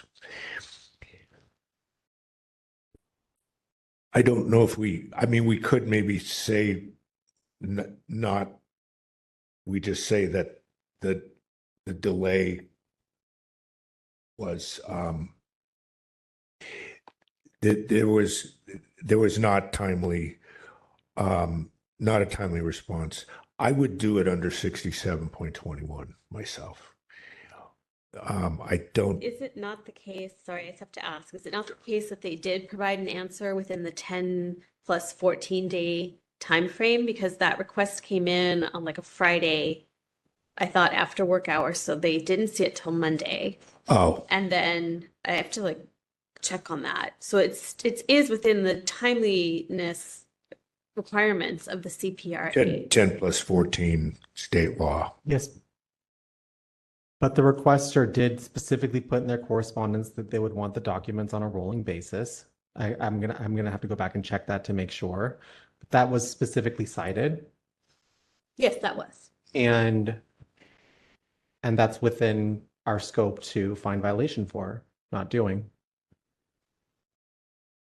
And it's something that the respondent has acknowledged was a possible oversight by the previous person in the position. I'm going to move that we find that this involves public records and that we have jurisdiction and we move this for consideration. We move this on to the full task force to be heard with no recommendation. I would second that. I'm sorry, was that Vice Chair Stein? Yes. Okay. One moment, please.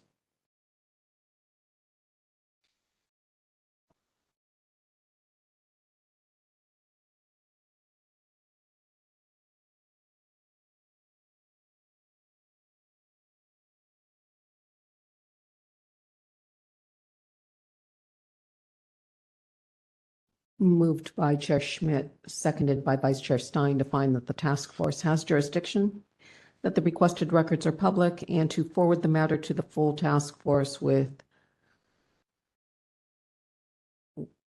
no recommendation of a violation, No recommendations. with no recommendations. A moment.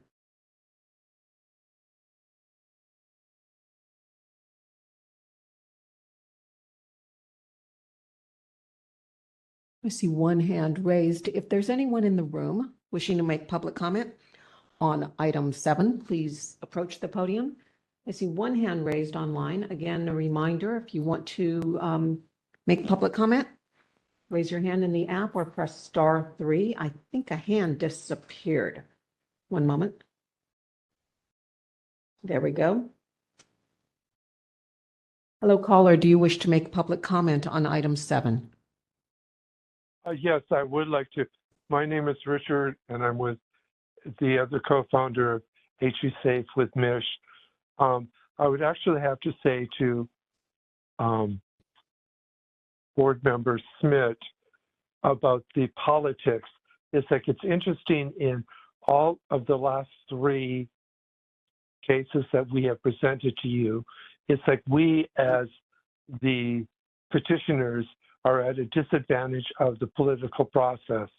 It's definitely a very political, and I see only an extension of what you are doing as a committee is no different than what our supervisor is doing, is you are blocking our voices and you are not allowing us to fully give our side of the story.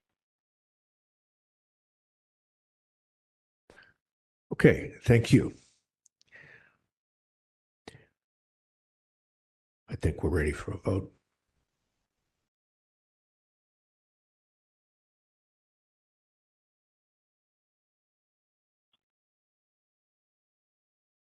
Taking the vote on item 7. Chair Schmidt. Aye. Chair Schmidt, aye. Vice Chair Stein. Aye. Vice Chair Stein, aye. Member Sugarman. No. Member Sugarman, no. 2 ayes, 1 no. By Member Sugarman, motion passes. Okay, thank you to the parties. Let's go ahead and let's go ahead with the next item.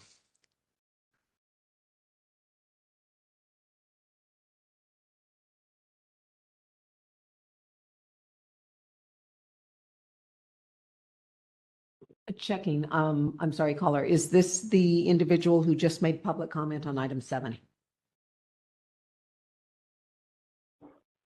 Caller, you've been unmuted. Did you just make public comment on item 7? Yes, I did. Thank you very much. I am muting your line and lowering your hand.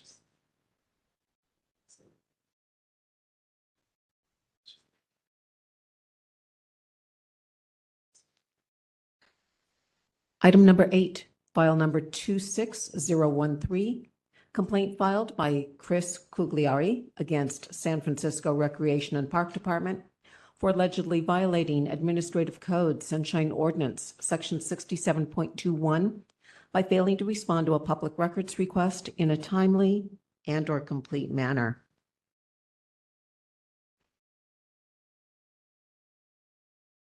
Hello, caller. Is this Ms. Summers?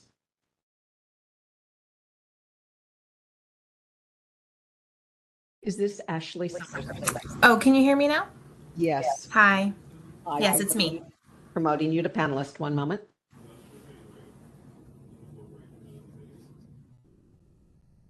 Chris Cugliari, 1 moment, please. I'm promoting you to panelist. You will be able to mute and unmute yourself. Parties are present. Okay, parties are present. Let's go ahead first with Mr. Cugliari. Let's hear from you for up to 3 minutes. Thank you, members of the committee.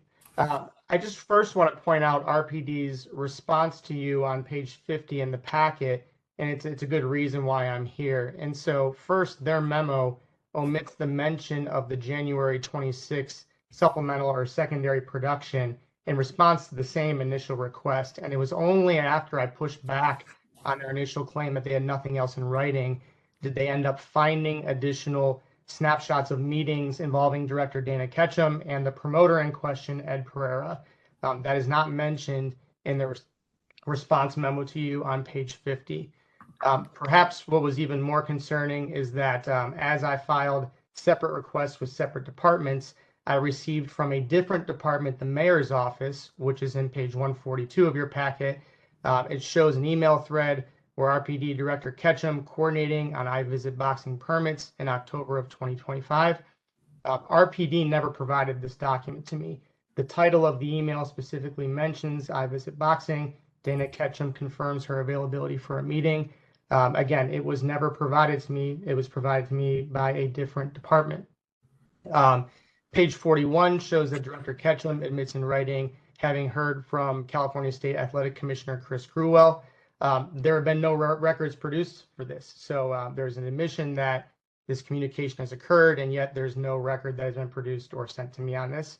And then also, I just want to call out that, again, really where this all started was I was at the January 16th press conference for iVisit Boxing and its quote unquote YouTube partnership. Page 12 of the packet shows the permit and specifically mentions the iVisit Boxing and YouTube partnership. And there is where RPD Interim GM Sarah Madlin spoke. Not a single record has been produced that mentions Sarah Madlin. She mentioned at the press conference, I know because I was there and I have it recorded, about how this World Championship Boxing event was going to take place, and they know they're going to do it in terms of breaking the record.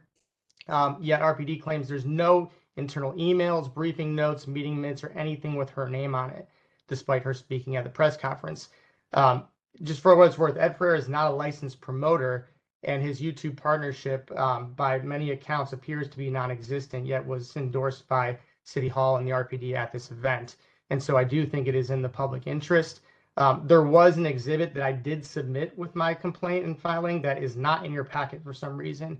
And that is just an exhibit that shows that Ed Pereira's company was in legal default at the time of the press conference in January. It's a story that's been covered by significant and prominent media outlets expressing concern over the event. Perhaps a little off topic, I have acquaintances in New York City that were burned by Ed Pereira recently after Ed used his legitimacy gained through City Hall to work with them in New York. And I'm concerned about. Thank you. That concludes your 3 minutes. Thank you. Thank you. Yeah, well, I think we could see where that's important, what you're saying there. Okay, members, questions for the parties here? Ms. Summers. Oh, I'm sorry. I apologize. Summers. Hi, good evening, committee members. I don't think I'll need my full 3 minutes, but just wanted to chime in on a couple points. Always do a reasonable and thorough search for the request. And if a requester comes back to me and feels like it's not complete or that there might be something that I missed, I'm not an expert on all of the things that I'm looking for here. I always go back to staff, and I did on this request and was able to get some screenshots from staff on meetings that they found.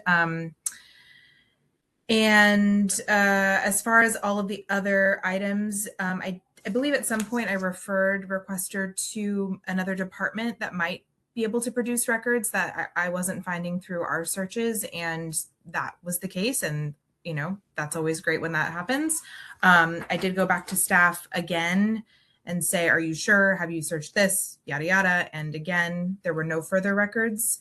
Dana Ketchum, who is our director of permits and property management, did offer to have a chat with the requester just to hear more about what their concerns were and maybe give them more information. And understandably, the requester wanted to keep things in writing, which I understand, but I just want to put out there that our staff is very accessible and did want to have a discussion with the requester. And I don't really have much else to add, except that every time requester came back to me, I did push staff on the issue and we didn't find anything else. And again, with the general manager, same thing. So that's all I really have to say. But if you have questions, please let me know. All right, great. Thank you. Okay, any questions, members? Yes, member Stein. Yeah, I have a few questions for the respondent. Do you vet organizations that apply for events before issuing permits? So this is a great question. I am the custodian of records and the commission secretary for the Recreation and Park Commission. I'm not the director of permits and property management, nor am I a member of their team. So I can't answer that question for you. So you also don't then know how that process works at all? I don't know that I don't know how it works at all, but that specific question I can't answer. But can you tell me about how that process works? How organizations might be vetted for events before permits are issued? I can't answer that question for you. Okay. And then do you know who was involved in working with the IVB? From the records that I found and from my discussion with the director of permits and property management, it would have been Dana Ketchum and Shauna Bogetz, excuse me, who's on her team. Sarah Madland, who's our interim general manager, was not involved, I believe, at all in the planning process, but was there at the press conference, yes. And do you believe they've done a full search of anything that might bear on this potential, on this event? Yes, I do. Okay, and why in the first search did you limit that search to the permitting department? That's a really good question. So my process is really that depending on the topic of the public records request that comes into our office, I think about, Rec and Park is a 1,000-person organization. It's a very large organization. So I have to think about who in the department at the top of leadership would be involved. And I ask them to disseminate it through their staff, and including me on those correspondences. So I know, and I start to understand who on whose team is involved in what. And so accordingly, Dana delegated part of this request to Shauna Bogatz on her team. I don't think that there's anyone that I can think of below Shauna who would really be very involved in the process, based on my knowledge of how the department works and based on the records that I saw. But that's part of why I wanted to refer the requester to the other agencies who may have also been involved, because it's possible they have records that we don't have. Particularly thinking about the conversation, again, I'm just making a guess here, but I don't know the answer off the top of my head. If Dana had a conversation with somebody over the phone, it doesn't mean that there's a record associated with that. Whether or not the call was scheduled and on her calendar, or if someone just picked up the phone and talked, if Dana didn't take any notes and there's nothing to produce, doesn't mean that Dana didn't talk to Chris Growell. It just means that there isn't a record about it. Okay, thank you. That's all my questions. Okay, I'll stay with you, Ms. Summers. It looks like the other agencies would include at least the Entertainment Commission and the OEWT. I'll just tell everyone that I think today we can only be considering this petition as against Rec and Park. And, if there are other parts to this, or if there is a separate petition involving OEWD, Entertainment Commission from petitioner, that would have to be dealt with at another time. But we are only addressing the Rec and Park part of this right now. So back to my question for Ms. Summers is, could you give some sort of, not an official statement about this, but could you give us some insight in this potential event? How does it work between Rec and Park, Entertainment Commission, OEWD? Do you all have sort of like your own roles in this, or is one of them sort of like the lead and the other ones do specific parts of the whole thing? What can you tell us about the structure of this potential event?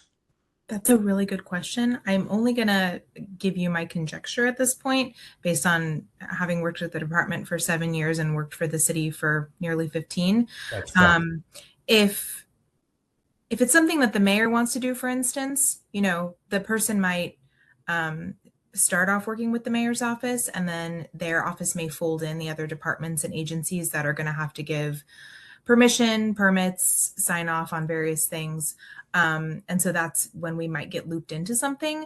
From what I understand, there was no contract or permit at the time of the request. I don't actually know if there's one now, but that may be why there isn't a lot of records associated with it. If it was just an announcement that was being made, and it was like somebody had an idea, they were really excited about it, wanted to announce it because the timing worked with this event or that event or someone's schedule, but not a lot of planning has been done yet. That could be what happened. Again, this is just a guess. But yeah, there have been times where the mayor's office wants to do something and we just you know, issue a permit and then clean up the space and chat with them a few times about how they want to see the event go down. But we may not be the lead, for instance. Things like Scare Grove or our Spring Fling, you know, that's our event. So we do everything from start to finish. Great. Appreciate the info. Thank you. Mm-hmm. Okay, no further questions from me. And so certainly we may think of one or two questions, but we can also be talking now about what do we do with this?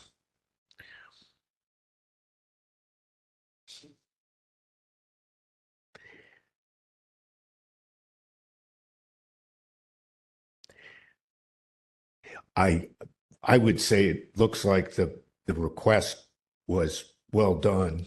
It asks for the kind of information that looks like would be in the records.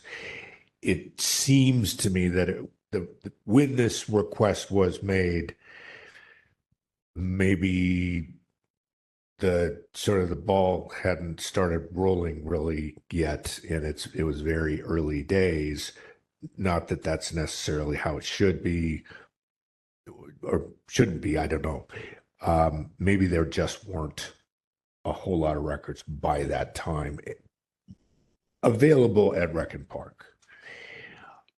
It might be that now, you know, the law doesn't require the Rec and Park to hold that request and to, in the future, sort of like look back at it and see if new documents are coming out. And so that's why requesters, and we heard about this today earlier in a different case, that's why they get into the practice of sort of like making the same request, say every month or every quarter or something like that, just because the law doesn't give you like a continuing obligation to satisfy an earlier request. So it may be that there's a much more information on this event by now. Although it's only March, this was a month and a half ago that this was done. Or else it happens in the future that suddenly there's a much bigger record. I'm not seeing any significant indication that Rec and Park, you know, there may have been a couple of documents that they didn't run across in their search, but it doesn't look like it looks to me like Ms. Summers showed us what the process is that she uses, and it seems like it's a reasonable process. It just seems like maybe this one was one where they just don't have much of a record yet, and she actually did give the records at that time that did exist for the most part and did a reasonable search at Rec and Park. That's my sort of read on this. Now, I'll just note that Mr. Cugliari did something sort of like submitted something which was he wanted to amend to add the other parties in. I'm not sort of answering as to, oh, you can or can't do that. But the way I'm considering this is we just have Rec and Park here today. I think you'd need to talk to our administrator to figure out if you can pursue the other agencies of the city and county, for example, the Entertainment Commission, the OEWD, for violations. It might be that you could do that under what we'll call an amended complaint or amended petition, but we tend to just look at, when you started the process going with the initial petition, you only named Rec and Park. And so that's what's actually ended up here today. Other stuff we'd have to deal with that at another time. Okay, so that's my sort of informal take on what I see here in this case. Am I able to respond or should I wait? Apologies.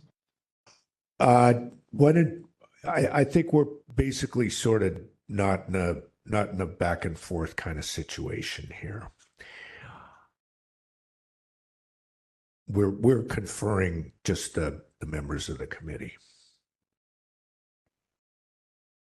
I mean, the one thing I was looking at and trying to remember is the petitioner says that there were certain meetings that were held, and that, we eventually got calendar screenshots of that had Rec and Park people at them that had to do with this particular event. And they actually occurred 6 months before the request was even made. And those documents were only released in like a second round of the request. So I'm not sure that, a good enough search was done in the first instance.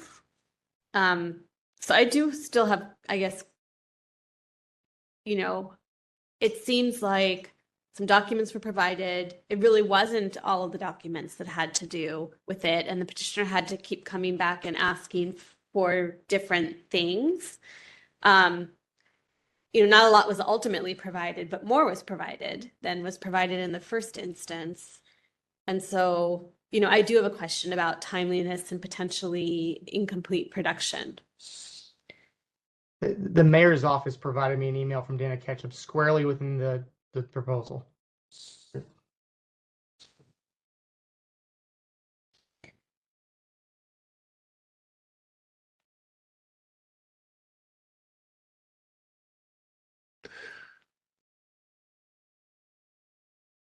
I was just trying to go back and look at that, but Page 142. that's helpful.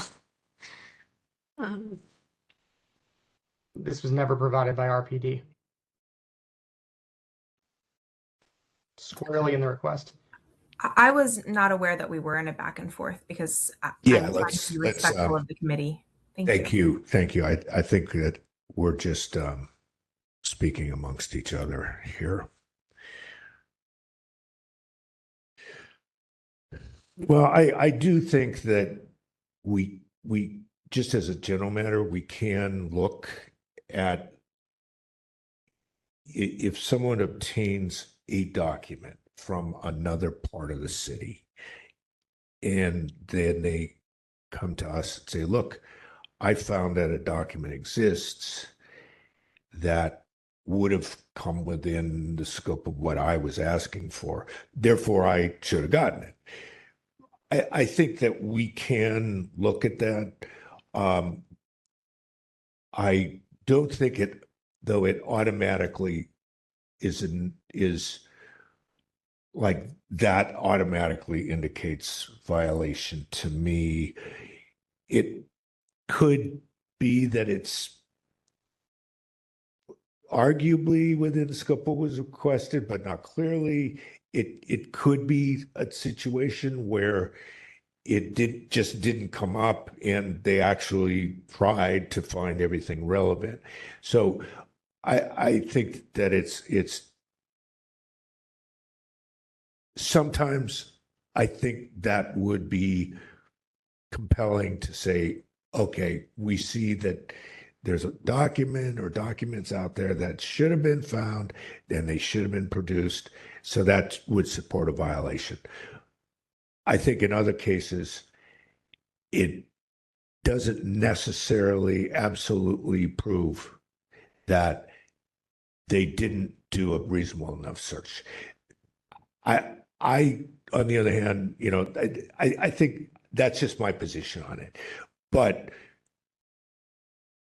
Member Stein, I'm open to what you just said, which is that that's significant. It's significant in any case if someone can bring to us like something that they saw that someone else, some other part of the city supplied to them.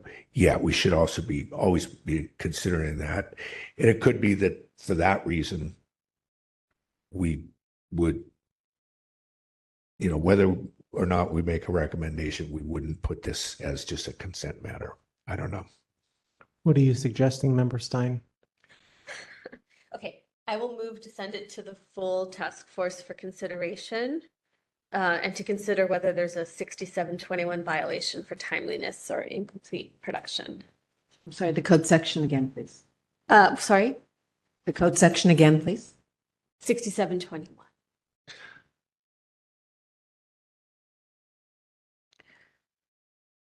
She said for timeliness or incomplete production under 6721, which I will second.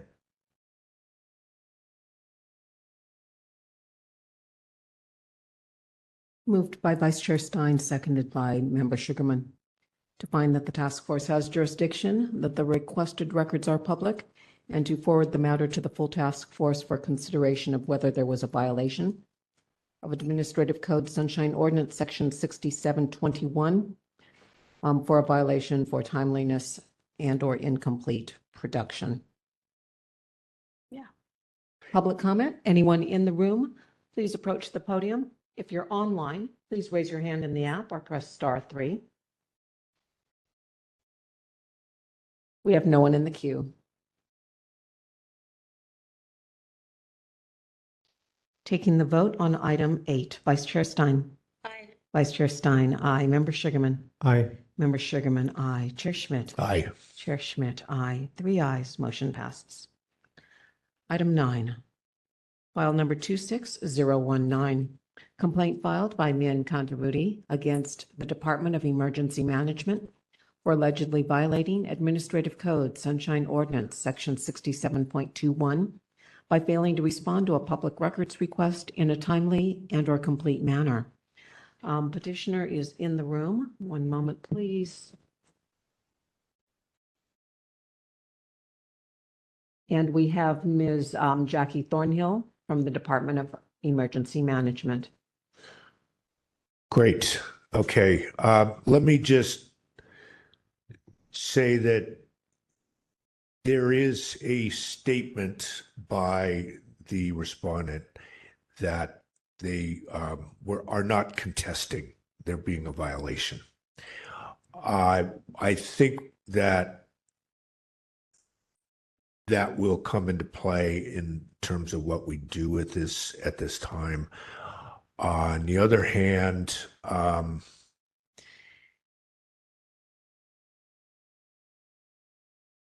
it's unclear.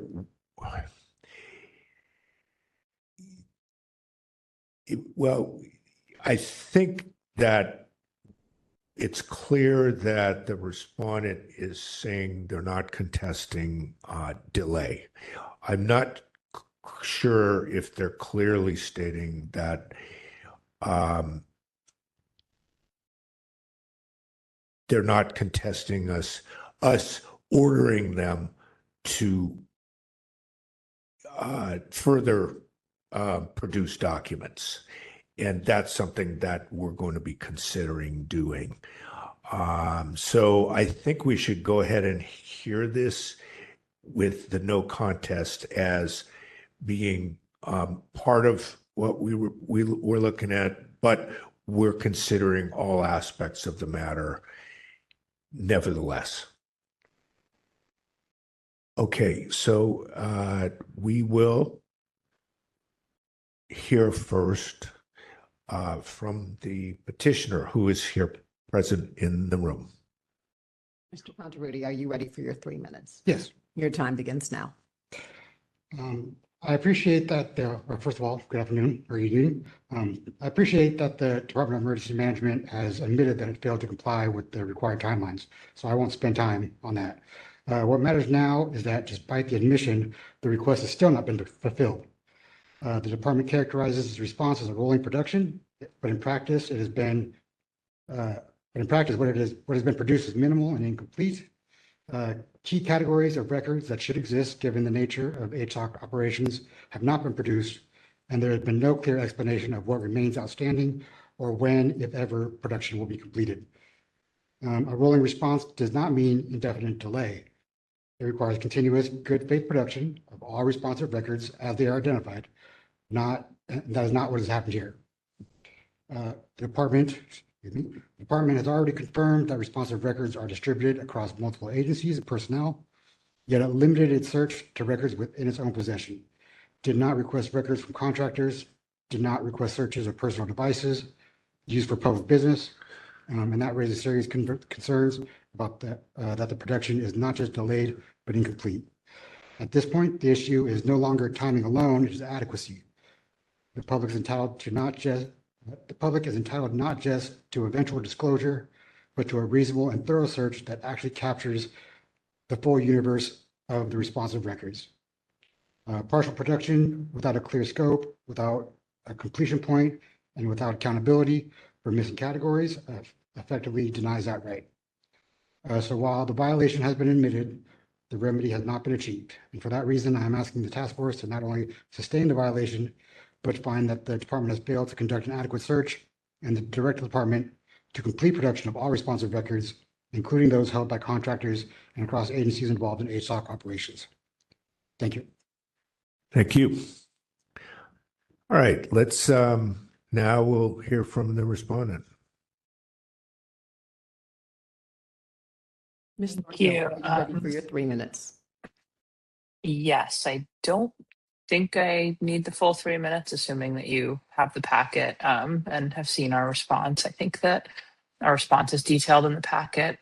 Just to address a couple, I'll address a couple things that came up right now. Am I contesting the task force ordering DEM to produce further documents? No, I think that I am in agreement that we have not completed our response to this, and we are still in the process of producing those responsive records. So I think I would be in agreement that we need to produce additional records. And then the other allegation that we did not request searches of personal devices used for public business, that's incorrect. Staff at DEM generally do not use their personal devices for public business. And despite that, I have actually provided a training for the DEM street response staff because they get so many public records requests. I've provided them with a training on public records requirements. And as part of that training, I have informed them that doesn't matter what device you're using, if you use your personal device for work at all, those are public records. And so they are all well aware of that when I ask them to search relevant devices for records. I think those are the only other points I have to make, and I'm glad to answer any questions the task force might have. Thank you. I'm going to ask Ms. Thornhill about that last part of what you were talking about. You said, I think that exactly what you're doing is accurate, that, you know, whatever device is being used, it may contain public records. And that's, you know, that's why these devices are something that need to be looked at, however that's done, and however, you know, the law requires that it be done. Do you have the people that you're referring to who may or may not have records, people out in the field, they may have records on devices. Do they carry both their own personal cell phone and some device that is issued by DEM? Yes, as a matter of practice, each of these staff members have a DEM issued mobile device. So just like me, I have my 2 cell phones right here in front of me. They do have a mobile device that is used actually exclusively for work, and they did canvass those devices for responsive records as part of this search. Okay, got it. All right, thank you. That's we don't see that in everywhere. That's and that makes things easier to deal with when you get the records requests like this. Okay. So you would, when you get, let me just ask a general question of you. When you get a records request and then you go to someone who you think in your department might have relevant records, do you ask them specifically, could you find anything that's within the scope of the request that's on any of your devices? Do you include that they need to make sure that anything responsive on their personal device is also need to be produced? I would have to go back to the wording. I don't have a great, I think I sent the original email so my practice is that typically I start with an email that goes out to everyone who might have responsive records. And I try to describe the request in as much detail as possible and ask them to search all relevant devices that might have responsive records. I think I usually say something to the effect of, please search any device that you use that might have responsive records, but I want to say that's included in the packet, the production email. So if there's specific notes on the language that I could use internally, oh yeah, here we go. It's exhibit 1, so I should find that. But yeah, point being, I don't remember the exact language. Glad to take notes on how I can improve on that. But regardless of how I phrased it in that email to staff, I know for a fact, because I've trained those staff, that they're well aware that if they, for any reason, use their personal devices for work, that's a device they would have to search. Okay, great. And just, I actually think that if you're both asking them in connection with a specific request and it's done in the training, I think that's pretty much what the California Supreme Court was saying is the extent of what you need to do.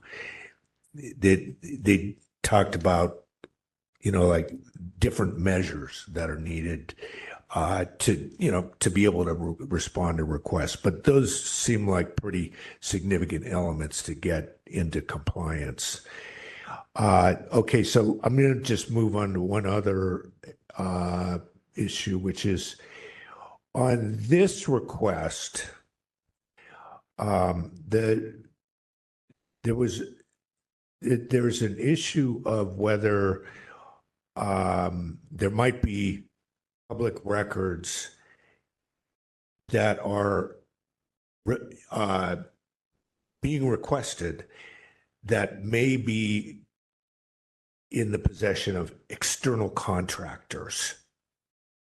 Do you know, with regards to this request, and this is to the respondent, if there were any contacts made by any external contractors asking for them to look through their records for responsive documents? No, we only searched for responsive documents that were in the possession of the Department of Emergency Management itself. And this is not something I've sought city attorney guidance on, so I might be incorrect in my understanding, but my understanding is that if there's a city contractor that receives over a certain amount from the city, that they might then themselves be subject to the ordinance. But I thought that those requests would have to be directed separately to those contractors, but I'm not sure about that. That's just, I'll tell you that's something we're sort of like dealing with quite often. There is a line of cases in California that's talking about the obligation. In what they basically say is that if there are public records by, under the definition of public records in the law that are sitting in the records of a contractor. Then since there's a contract with that contractor, they are in certain cases under your constructive possession. That's what it's called.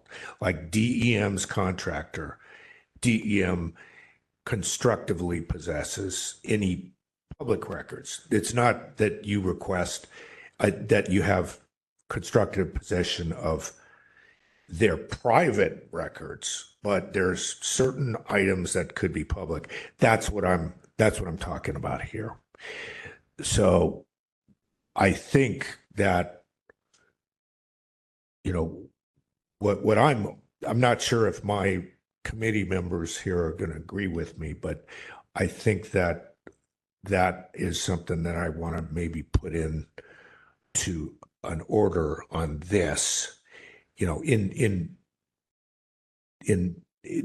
that there's no contest to certain things, but I want to be specific about the contractor issue.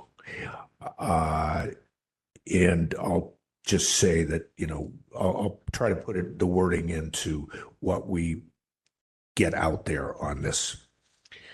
I don't think I have any other questions, and no questions to the petitioner. Members? Yes, Member Stein.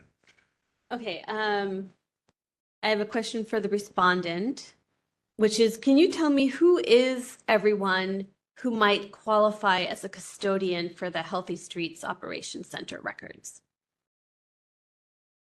Well, I think if you're defining, there was some discussion earlier about the definition of custodian. If you're defining custodian as the person who I originally sent or received the record, I think I don't know the exact number off the top of my head, but there's a number of staff within DEM's Coordinated Street Response Division who could be custodians of HSOC related records. I think basically that's the director of that division. I think a couple of her deputies. And then I think every neighborhood street team lead would potentially have those. And so I would actually, I'm still trying to find it. I don't know why I'm having trouble finding the exact page, but basically the list of everyone that I sent it to when I did that internal request for production of records would represent the most complete universe of everyone who might possibly have records. And I don't think that each of them actually did, but I try to cast a wide net to the extent possible. Okay, and how many private contractors are there that might be interacting with DEM custodians of these records? Like, who are the private contractors? With HSOC in particular, the only private contractor I can think of that's involved in HSOC would actually be probably, there might be others, but it would probably be Haluna Health or whichever runs HOT, the homeless outreach team. I think it's Haluna Health. And so something to understand about all of these operations that our street response division coordinates is that they're all interdepartmental. So there are some street response contracts that DEM holds directly or is the operational lead for. That includes ambassadors, and it includes what's the other one? Ambassadors and HART, which is an alternative 911 response.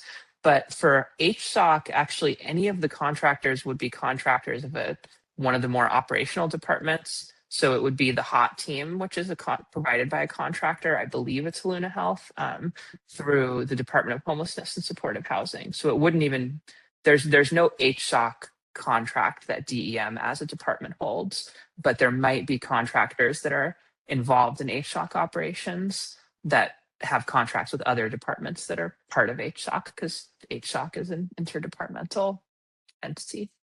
Okay, thank you. And then I have a question for the petitioner. Have you received any more documents since February 24th of this year? I have received a rolling response that has had documents in it, but definitely could not be in any way considered complete or a full address of the request. And do you have any sense of what kinds of documents are still outstanding? I do, and actually in my recent correspondence with the department, I actually laid out. I said, here, this is taking quite some time. We're going on 3 months now of these rolling productions. Just to make things kind of easier here, I'm going to go ahead and give a list of my understanding of what is still outstanding, and I haven't received any response to that. So if we do end up monitoring the response going forward, you can supply us maybe your notes on what, sorry, if we do end up monitoring the remainder of their response, you can give us that document that outlines to what you think is still missing. Okay, thanks. That's all my questions.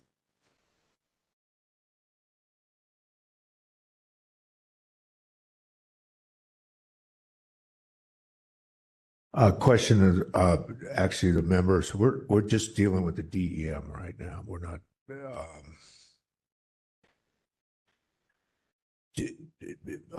Mr. Administrator Peterson, are there other,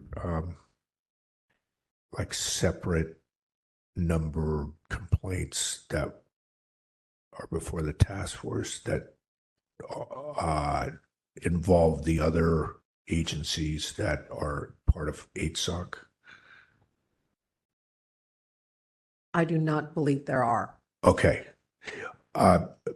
Petitioner, did you bring a, well, this is, we called it number 26019, and we're only able to really answer with regards to DEM here today. Was that your intention that you were only contesting DEM's responses in this complaint that you made?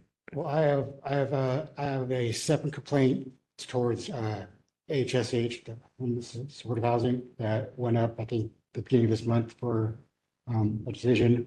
From my understanding is that my record, the information I'm trying to obtain through HSOC has to be directed towards DEM. That's been my understanding, and it took a long time to even get that explained because it seemed to be indirect and everything's kind of fragmented, which makes it really difficult to, and I'm often getting one point to the other, about specifically about the issue with the contractors, because and I will say, like, compared to some of the other departments I have worked with, I mean, Ms. Thornhill's response has been at least professional, although definitely delayed and not timely in any manner. It at least been, you can see that she puts in an effort to comply, and I appreciate that because I've not gotten that throughout my experience with other departments. Okay, thank you. Specifically with some of the contractors, there's just a lot of finger pointing. Oh no, you got to talk to him. You got to send it here. And so I've spent so much time, shuffling papers, basically, sending emails across, trying to get to the right person, and everybody seems to want to pass the buck. Yeah. And I don't see how. I mean, because I think that I have been extremely diligent in my search, and so I don't see how a reasonable person, a person of the public, is supposed to be able to ascertain some of these connections, right? Yeah, I see it. Yeah. This is kind of a tough one because HSOC itself it's sort of it's not a real much of an entity itself. It's just I would also like to address something in her response. Well, I know right now we're just asking questions that we think we may have for you. I was going to ask the respondent, what was that name of the contractor that you mentioned? It would be whatever the contractor is for the homeless outreach team. I have Haluna Health in my head, but that could be totally incorrect. So you would want to check with the Department of Homelessness. Haluna? How do you spell Haluna? That's correct. Haluna.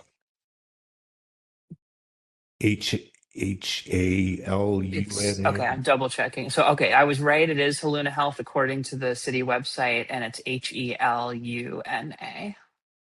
Okay, and to petitioner, does that sound? That's correct. Yeah. Your understanding? Okay. My knowledge, yeah. Haluna Health. Yes. Okay, thank you. All right.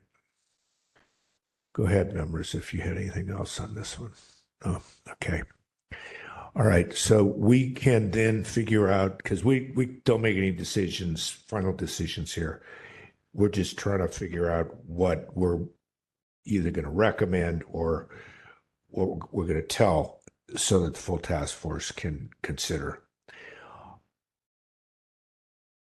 Members, do you have any thoughts? I'm pretty sure what I think on this one. My thought would be to send it to the consent calendar, probably with a 6721 timeliness violation, since that's admitted in any case by the respondent, and also to ask for continued monitoring. Pretty much all of the things that the petitioner asked for, in terms of the remainder of the production. I do just want to say, though, the one thing that, let's see, so he wanted, the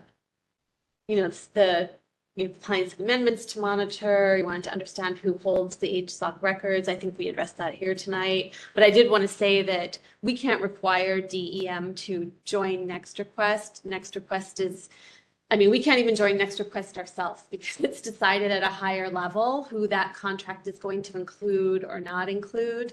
And it's just not up to us. It's done at a centralized level. But I think I just take every opportunity to bring that up and to let them know how much of a barrier it becomes to, people in this doing these type of searches and how much it just repeatedly becomes yes. difficult. So those are my thoughts at the moment. And I can make a motion if people. I support that. So then I would move to send to the, these are public records under our jurisdiction, to send it to the consent calendar with a recommendation to find a 6721 violation for timeliness. I would note that the respondent acknowledges that there was a timeliness problem. And I would also ask that the remainder of the production be monitored by the Compliance and Amendments Committee. Yeah, I would just to kind of revise that last part a little bit, would note respondent acknowledges a timeliness issue, a timeliness violation, that there are still documents to be produced and then to monitor. Okay. Yeah, I'm fine with that amendment. I want to work on that. There's something I want to insert in there if it's allowable. But I want to give our administrator a moment. So violation issue changed to the word violation. Okay. I have a recommendation to find a violation of 6721 for timeliness, that respondent acknowledges a timeliness violation, that there are still matters to produce, and that the matter be referred to a committee for compliance. And you are going to amend. Yeah, after the word produce. Produce, okay. And they are hereby ordered to do so. May I change them, change they to DEM? And respondent is hereby ordered to do so. Thank you. And then at the very end, and again, this is subject to approval by higher authorities than me. I would like to just add in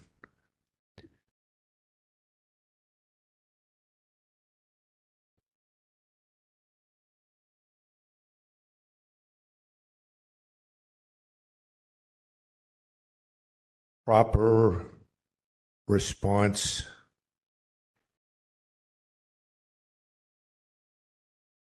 includes seeking external contractor documents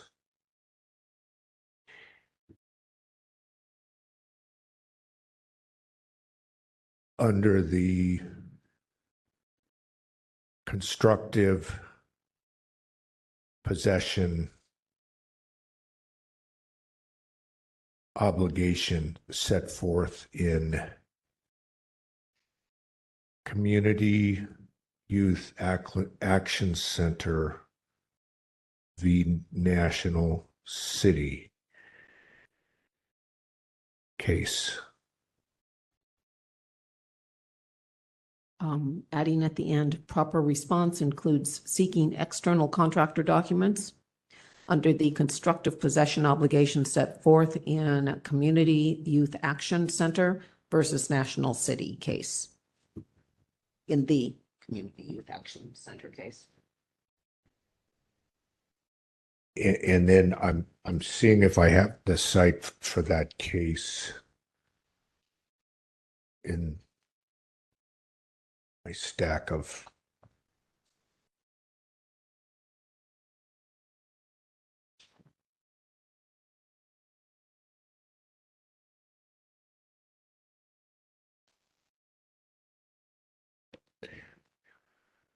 Okay, so that's all good. I'm adding in, all I'm doing here is adding in the citation. Okay, that's the 2013 matter. Yeah, 2013, Okay. 220, Oops, one moment, please. yeah. 220 Calap 4th.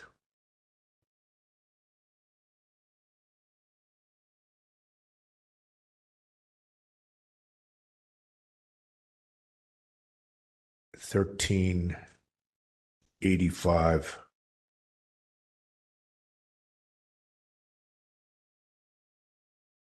And that's all. Year? 2013. So that citation is 220 Calap 4th, 1385, and the year is 2013. Member Stein, is that acceptable? Fourth. Yes, Calap 4th. Is that acceptable to include that? Okay. Okay, anyone wishing to make public comment on item 9? Please raise your hand in the app if you're in the room. This is public comment. Was there a second? Oh, may I have a second, please? Well, actually, I thought it was you. Member Sugarman. I second. Moved by Vice Chair Stein, seconded by Member Sugarman.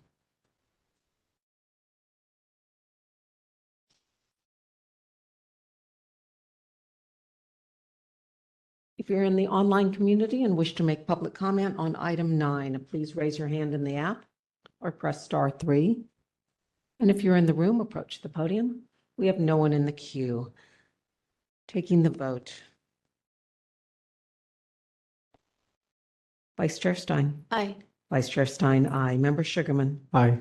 Member Sugarman, aye. Chair Schmidt. Aye. Chair Schmidt, aye. Three ayes, motion passes. Thank you. Thank you, to the parties. So this is moving on. It's in, hopefully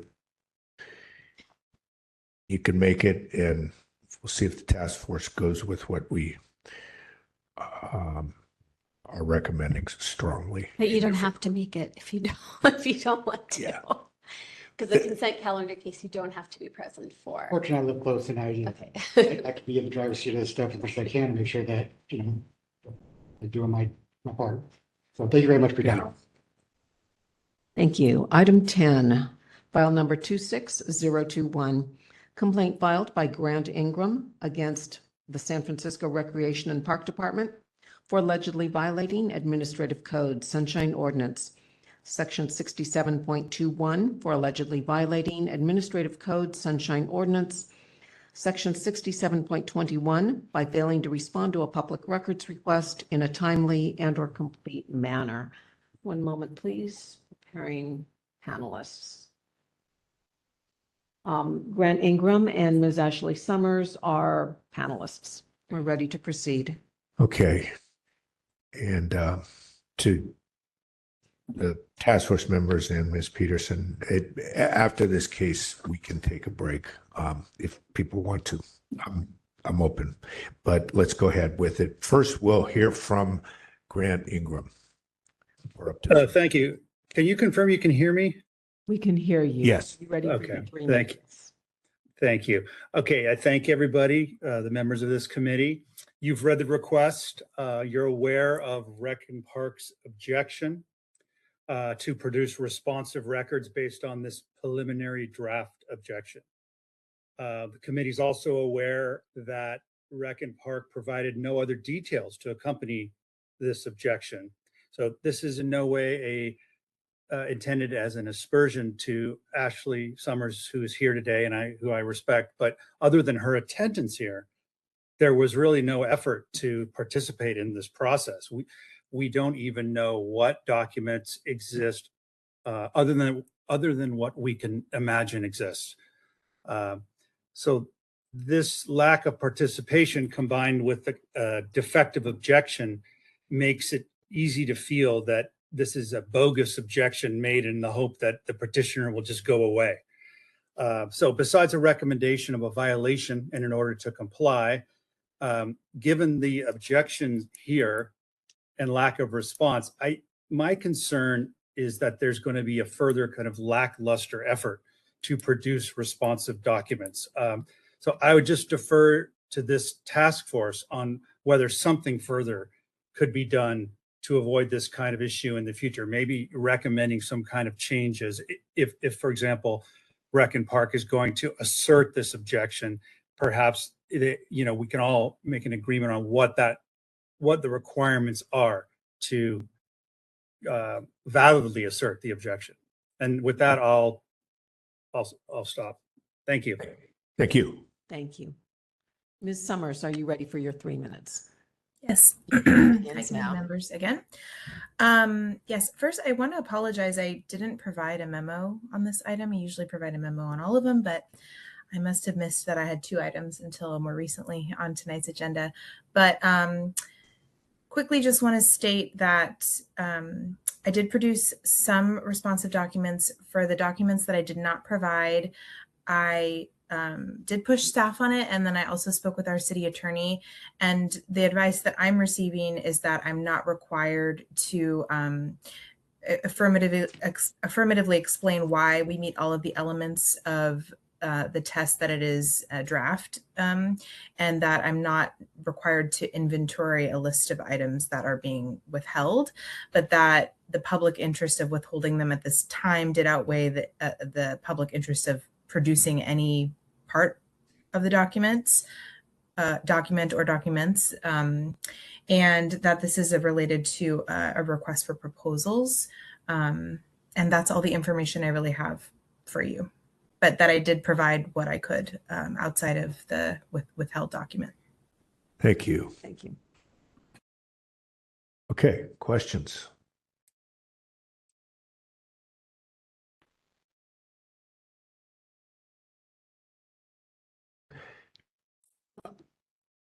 I can ask a few questions for Ms. Summers. You just mentioned that you believe this request is related to a request for proposals. Can you elaborate on that? This also lies within our permits and property management division related to golf. That's all the information that I have.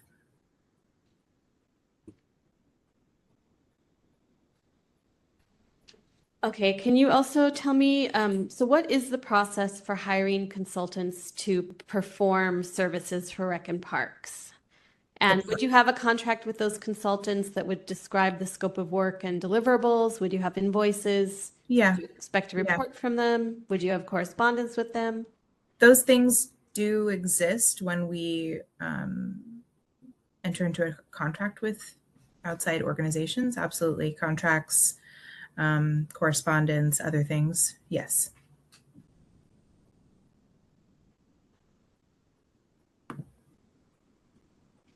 And can you describe a little more, as my last question, what you believe the public interest in withholding these documents is?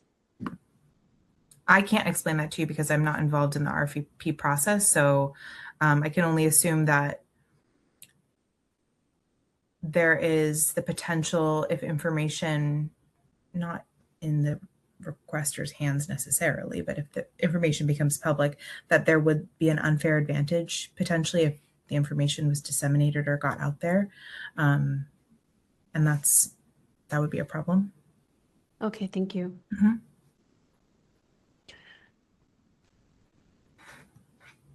Are you, with regards to those RFP documents, and you just said that there's a potential that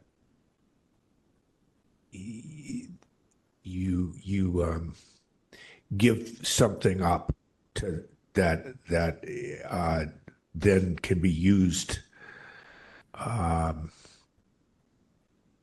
by an outsider, I don't know, against the city or competitively against the city.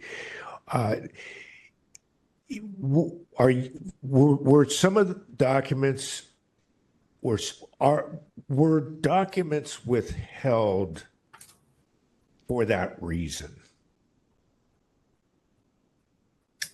Were documents withheld for that reason? Because I think the concern is that not that something that would be used against the city, but that somebody might then have an unfair advantage in the RFP process. Okay, so just what you're saying there, to avoid giving people unfair advantage in the RFP process, were any documents responsive to Mr. Ingram withheld for that purpose? Correct. Okay. And what is the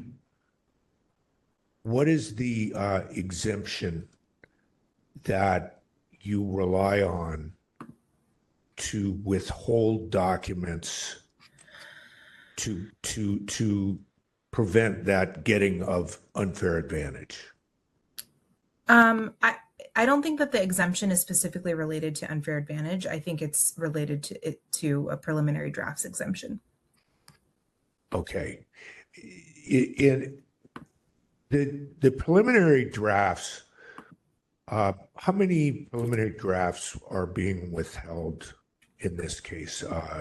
Just a number of documents that would come within the scope of the request here, but Rec and Park withheld from Mr. Ingram. I was not given a number of documents. I have an explanation from staff that says that there are no final reports. Information that is being worked on is in preparation for an RFP. So, okay, it could be notes. It could be, I don't know exactly what it is, but that's the explanation I was given. Okay, so there's no final RFP. No. Correct. Okay. No, and when the RFP, becomes public, obviously the RFP will be public. And then when we're going to enter into a contract with somebody over a certain dollar amount, obviously it goes to the commission and then to the board of supervisors, potentially, depending on the dollar amount. And all of that information is very much public at that point, and that's the time at which the public usually weighs in pretty heavily on those items. And so in asserting that exemption, the preliminary drafts exemption here, you're talking about preliminary drafts of an RFP that has not been finalized yet. Correct. Correct. Okay. Thank you. Can I ask one follow-up question Yeah. to that? So there's documentation in this file of payments of, a certain amount, maybe $10,000 a piece to the same consultant. Are you saying that consultant was just hired to draft an RFP? Can you clarify which consultant you're talking about? NGF. Yeah, I guess it's NGF. So there was documentation in the packet. I have to find it. that shows payments to consultants. Mm, That, I see what you're saying. and I think that's what was being partly asked for, right? Is any materials related to that consulting. Okay, I'm just going to look at this really quick while we're talking, and I apologize if it takes me a second. Okay, the original request, I'm sorry. Do you, off the top of your head, have the next request number? 25-10755. Okay, thank you. Reports. Okay, so the original request is any and all reports dated after January 1st, 2022 to the present between NGF and the city on the subject of municipal golf courses, including but not limited to income. Okay, any and all correspondence from and after January 1st. Okay. Okay. So just to reiterate, you're asking me if the documentation that shows payments to NGF are related to the RFP and if there would be communication about those? Yeah, I'm just wondering how NGF, that's a consultant that consulted on something, I don't know what, relates to requests for preliminary proposals. I can't answer that question, but I would be happy to answer it when I can find the answer for you, and B, I would be happy to confer with the requester on those things and figure out if there's something that was missed. This complaint came pretty quickly without a much of a back and forth. So again, I would be happy to do that with the requester if they would like to. Yeah, I'll just say on, I think, page 16, there's a production which shows that like nearly $500,000 was paid to a number of consultants, I believe, on behalf of Harding Park Golf Course, and then $10,000 to the NGF consultation on behalf of, or for Lincoln Park Golf Course, and another one for Sharp Park Golf Course, also for $10,000. And it was my understanding that the petitioner was asking for documentation related to these consultations. And I just don't know how that, unless they are consultants who are helping you draft an RFP, I'm not sure how the two things relate. Yeah. Well, I would be happy to find out for you and for the requester and get back to you.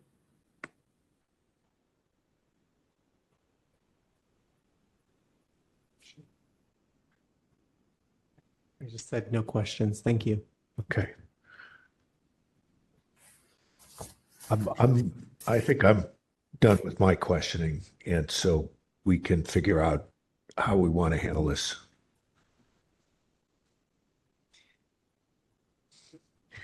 Yes. My notes are to handle it by sending it to the full task force.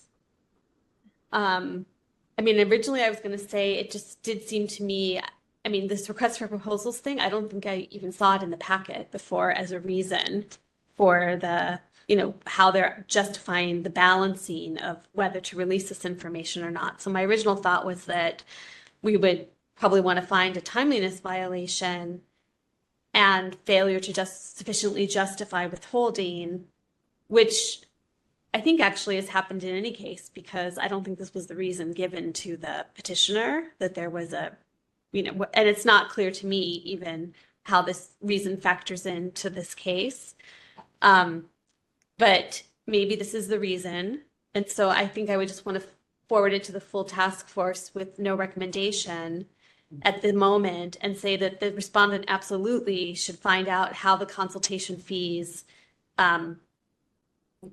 included in this packet, how documentation of the consultation fees relates to a request for proposal and why that's justification for not providing the documents. I also struggle with the, I was going to recommend something similar, but because For me, it's because I struggle with the drafts issue. Like, I just don't know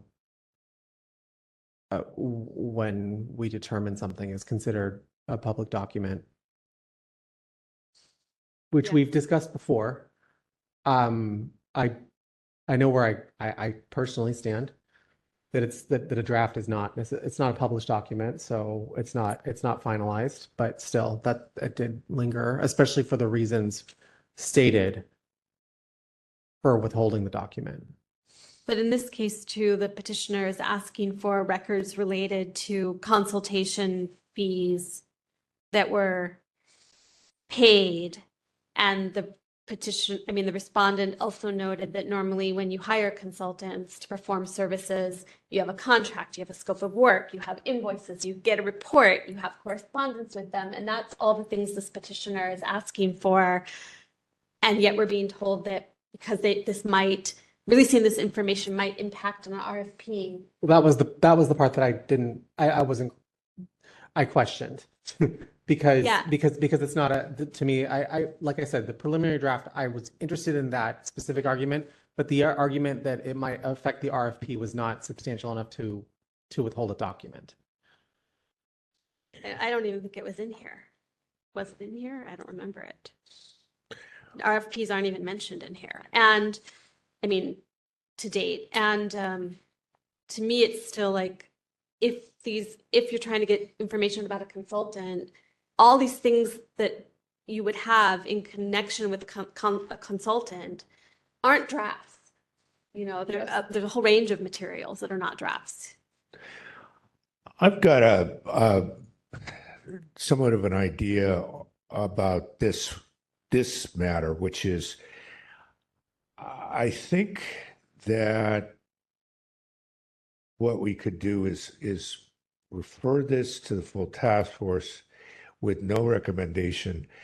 And what might happen is, it seems, I mean, we've already seen that Ms. Summers is highly competent, and Mr. Ingram even acknowledges that. Maybe if we give them a chance to take another look at this and sort of see if she can give him what he's looking for, they would have some time before we schedule them in. And maybe they just withdraw, you know, maybe I'm not trying to tell Mr. Ingram to withdraw. I'm just saying maybe he'd be satisfied and wouldn't need to go further. And we also give the full task force chance to look at a fuller record. And so in the meantime, before this goes to the full task force, we schedule it to go to the full task force. What we're not really looking into the preliminary drafts for the RFP matter. We're not sort of directly looking at that as much as what Member Stein was talking about, which is all these other surrounding documents that look like they just haven't really been provided. Yeah. And that's what it looks like. I would definitely want to send it to the full task force, and I would really want to request that the respondent spend some time explaining in more detail, more clearly, what kinds of documents were withheld and why. Second.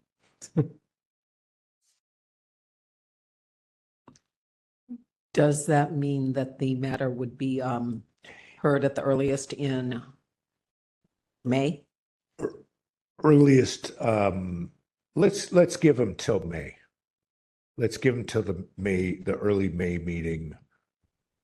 Although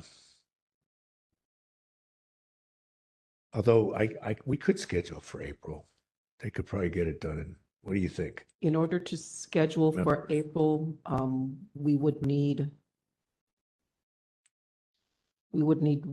supporting documentation by Wednesday, close of business, the 25th. Okay, let's do the. Can we ask the respondent if they could have that documentation by that time?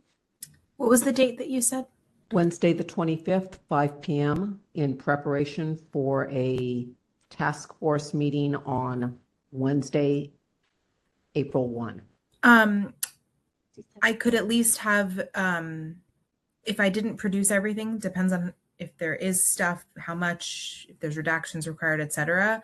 I could at least give the requester an idea of what is possible by then, just to be efficient and not waste a month extra of someone's time waiting. I'd be happy to do that. Thank you. That sounds great. Let's set it for April if it can make it onto the April calendar, since we're trying to, get these 6721 cases heard fast.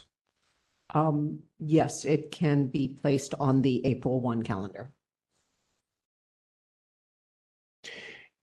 And so with the proviso that Member Stein gave, basically this is just a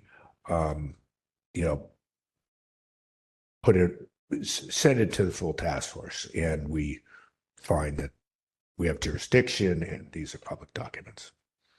And with the request that the respondent explain to the best of their ability what kinds of documents were withheld and why. I have that respondent should find out how the consultation fees relate to an RFP and how that is a justification for not providing the documents. That can also be added. Also? Yeah, because could you repeat? we've heard really, I think, two different explanations. And I just want the one that's the most accurate. And if it's a question of how they relate, I would definitely like to know that. Okay. That is moved by Vice Chair Stein. Correct.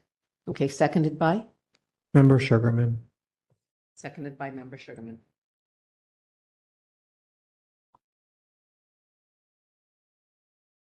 Anyone wishing to make public comment on item 10? If you're in the room, please approach the podium. If you're online, please raise your hand in the app or press *3.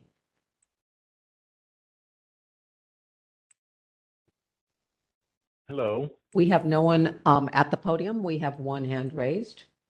Hello, caller, would you like to make public comment on item 10? Yes, I would, as long as you can hear me. We can hear you. Great. This is Michael Petrellis calling in. I think the task force members have made the right decision. I like that they're giving extra time here for the production of records. And I want to note that it is now 3 hours since you have volunteered a lot of your time to help democracy by serving on this commission. So I completely understand you're going to take a break, and I just want to again thank you for volunteering for this very important Sunshine Task Force. Thank you. Thank you. Thank you. So let's vote. One moment, please.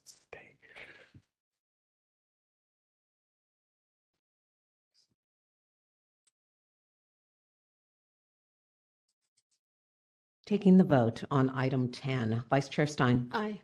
Vice Chair Stein, aye. Member Sugarman? Aye. Member Sugarman, aye. Chair Schmidt? Aye. Chair Schmidt, aye. 3 ayes, motion passes. Thank you, parties. Let's break. Yeah, 10 minutes. Thank you, committee. Thank you. Thank you. Microphones are off. 45 after. Okay, we got two. One moment, please. One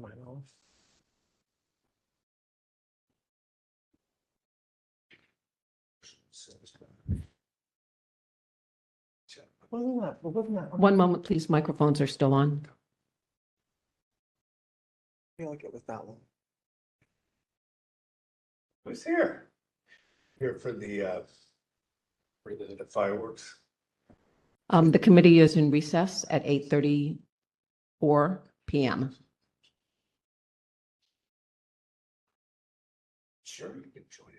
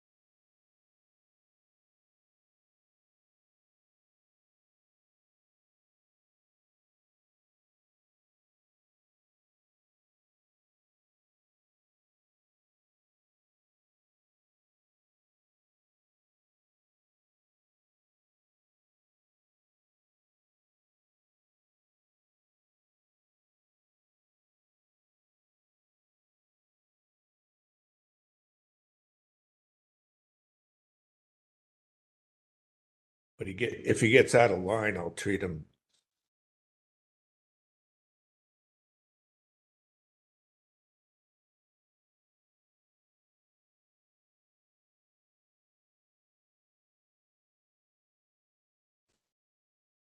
Microphones are on. The committee is in session at 8:45 p.m.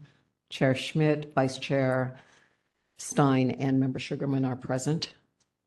Member Pilpel present as a guest.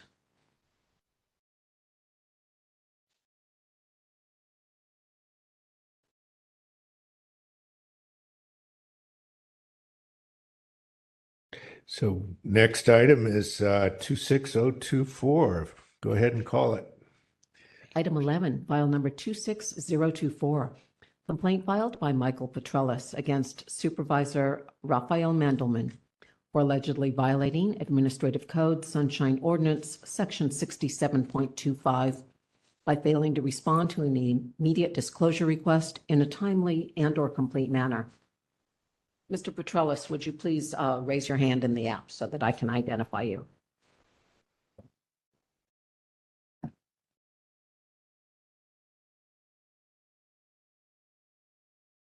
Mr. Petrellis, you've been added as a panelist. Ms. Wong, are you present? Is there a representative from Supervisor Mandelman's office present in the audience? Please raise your hand in the app by pressing *3 or use the app. One moment, please. Let me check communications.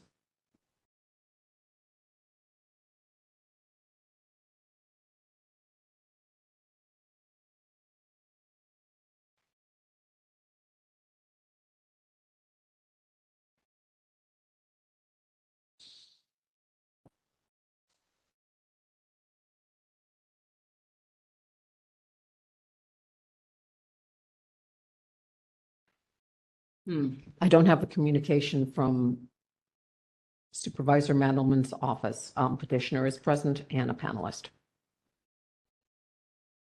Did you earlier have communication? I'm sorry? Did you earlier have communication from the supervisor's office? I'm sorry, did I what? You said you don't have communication from the supervisor's office. That's right. We spoke last week regarding the construction of the packet and the provision of supporting documents, but I don't have an email today regarding attendance at this evening's meeting. And they haven't been here. Yeah. If they have been as a caller, and I haven't known whether they were here. Okay. I don't see the name. Okay. All right. We'll whoever's here will hear from them, and we will begin with the petitioner. Mr. Petrellis, are you ready for your 3 minutes?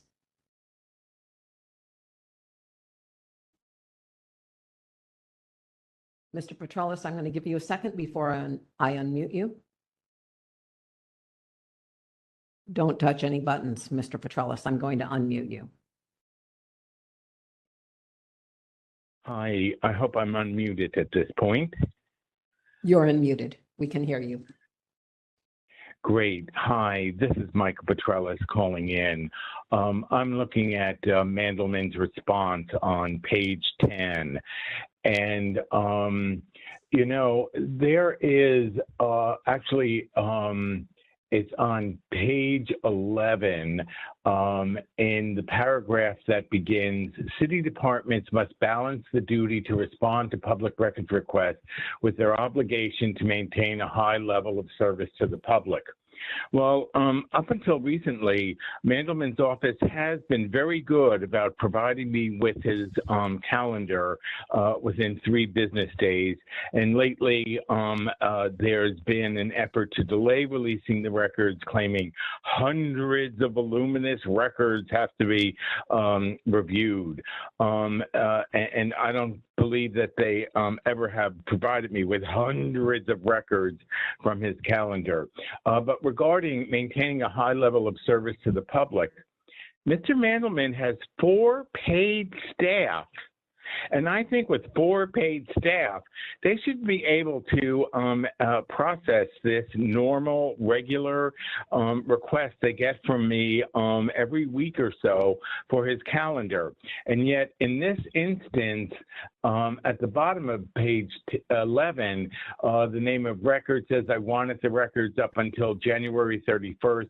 Date provided on the right says this record was provided on February 26th. My goodness, 3 weeks to produce a calendar? I think that is a violation. I think that there's a disadvantage to the public in that the clerk has an aide named Wilson Ang who is on duty to provide resources to the supervisors that really delays or thwarts producing records. And I suspect that Mr. Ang has advised Mr. Mandelman, who's a lawyer himself, in how to delay releasing the records. I hope that you will find the supervisor in violation and that his office will no longer delay my regular request for his calendars. Thank you. Thank you. Thank you. Okay, we can just double check that no one's here for Mandelman's office, and we can have members ask questions of Mr. Petrellis. Checking again, if there's anyone here from Supervisor Mandelman's office in the online community, please raise your hand in the app or press *3. We have no response. Okay. Member Stein. Yeah, I just have 2 quick questions for the petitioner. One is just kind of out of curiosity. Why did you call this an IDR request and not a Prop G request? Because I wanted documents produced quickly. I was examining Mandelman's calendar entries regarding a number of community issues in the Castro, and I wanted to see if he was meeting with certain individuals from the Castro Theater. Time was of the essence. Okay, and were all documents ultimately provided? Yes. Okay, those are all my questions.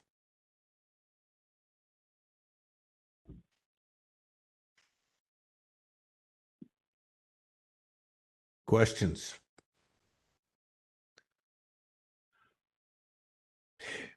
I will ask Mr. Petrellis. Before this, you said that you would submit sort of periodic requests, and you would get a quick response with calendar. Mm-hmm. Mm-hmm. It was what, a 2-3 day turnover you were getting? You were getting it pretty quickly, but now that's changed. Is that what you said? A pretty quick turnover? Like yes. That? Okay. Yes. Let me interject that in his response, Supervisor Mandelman calls into question whether the law requires just keeping a record within 3 days versus having to produce that record in 3 days. I contend that the law is clear for the calendar between Prop G and the IDR. He's supposed to be producing the calendar entries within 3 days after the meeting. Is that not the case? That's what he's saying. That you anticipated my question, and although I get a sense I understand what your position is on that. And yeah, that's certainly I don't know if it's a question that we need to answer here, but because this went way longer than that. But let me ask you something. Your contention, do you contend that the 6729.5 provision requires a 3-day production of some kind. Yes, I do. Okay, and so what would be the point in time that starts that 3-day period, according to what your belief is? Okay, he has a meeting this past Monday, yesterday actually. He has a meeting yesterday. I would say by Thursday, if he receives a request for calendar entries for Monday, he has to produce them on Thursday or Friday at the latest.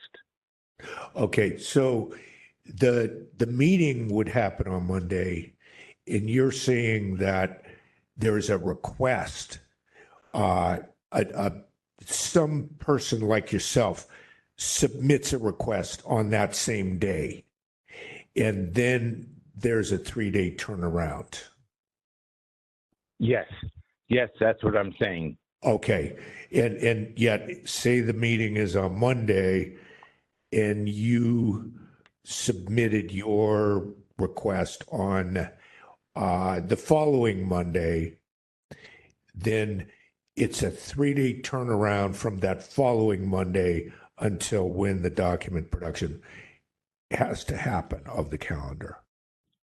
Yes, but with this request in question here, I asked for several weeks worth of records.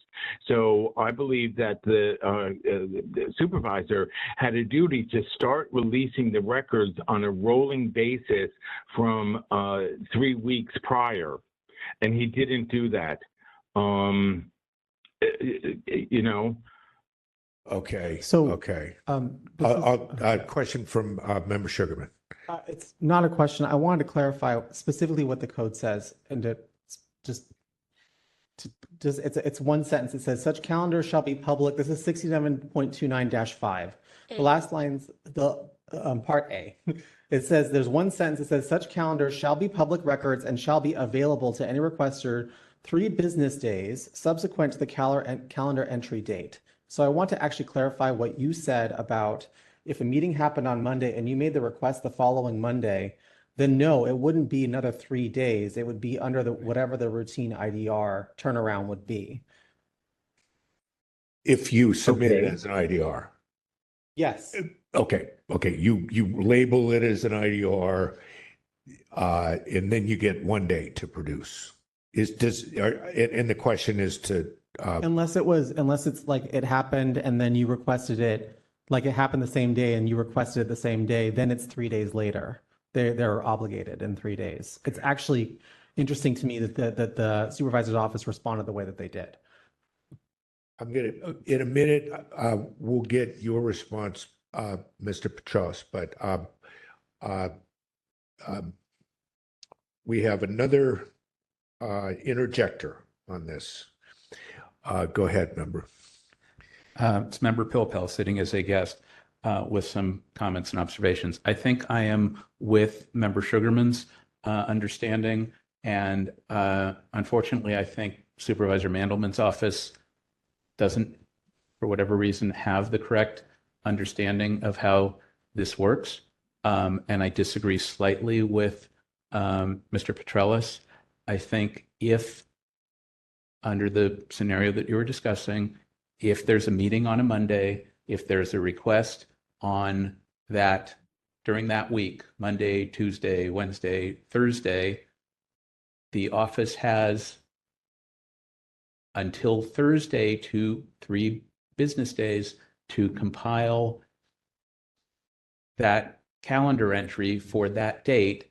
As of Thursday, 3 business days, 72 hours, whatever you want to describe it as of that time, it becomes a record that they need to maintain on an ongoing basis.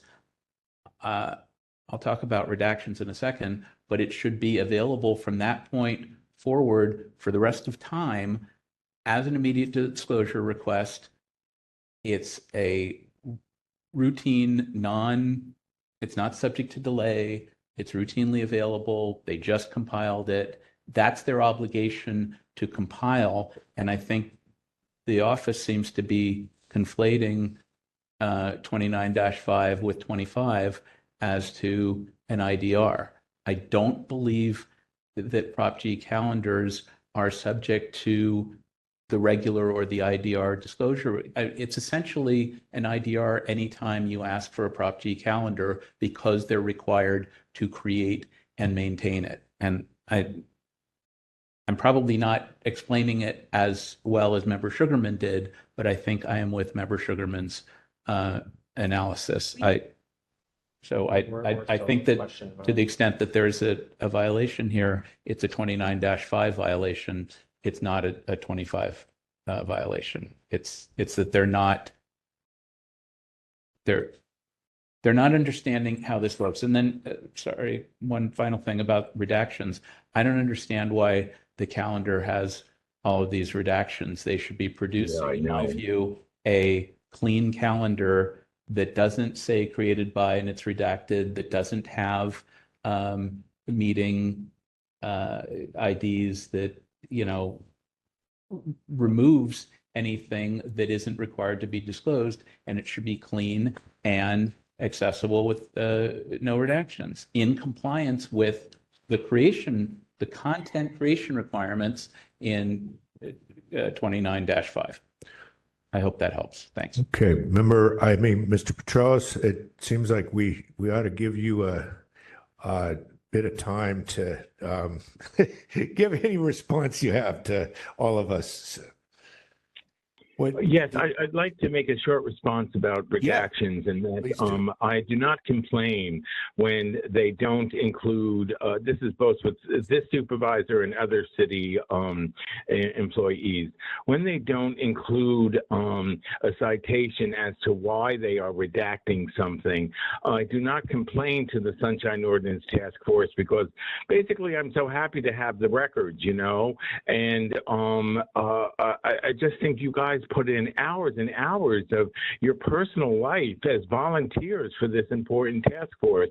I wouldn't want to take up more time about the redactions and why they should be explaining why something is redacted. But thank you, David, for saying what you did. Thank you. That's all. Thank you. Okay, any more questions for Mr. Petraeus? Okay, I think we can talk about what we want to do with this. Doesn't seem like there's a whole lot of controversy on this one. Yes, Member Stein. Make a motion. Please. I would say that these are public records under our jurisdiction, and that we can send this to the consent calendar to find a 6729-5A timeliness violation for not providing a calendar request in a timely fashion.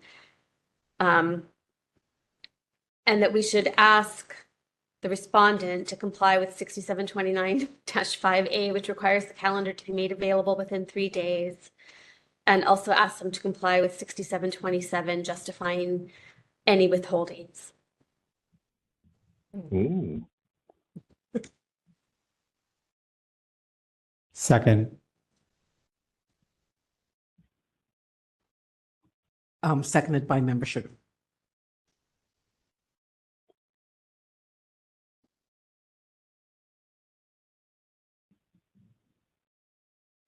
Taking public comment on item 11. Anyone wishing to make public comment, please raise your hand in the app or press *3. I'll give you a moment. We have no one approaching the podium, no hands raised. All right, let's do the thing. Taking the vote on item 11. Vice Chair Stein. Aye. Vice Chair Stein, aye. Member Sugarman. Aye. Member Sugarman, aye. Chair Schmidt. Aye. Chair Schmidt, aye. 3 ayes, motion passes. Item 12. Thank you, Mr. Petraeus. Okay, thank you. Bye-bye.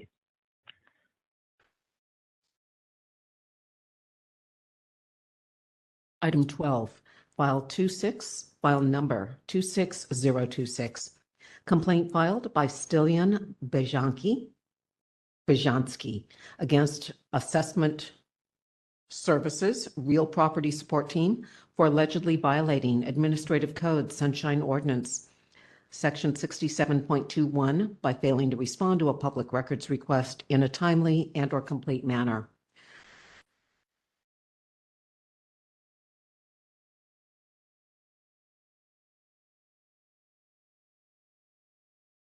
Hello, caller. Are you here for item 12? Yes, I'm here. Excellent. One moment, please. I'm going to promote you to panelist. You'll be able to mute and unmute yourself once I do so. One moment. Sounds great.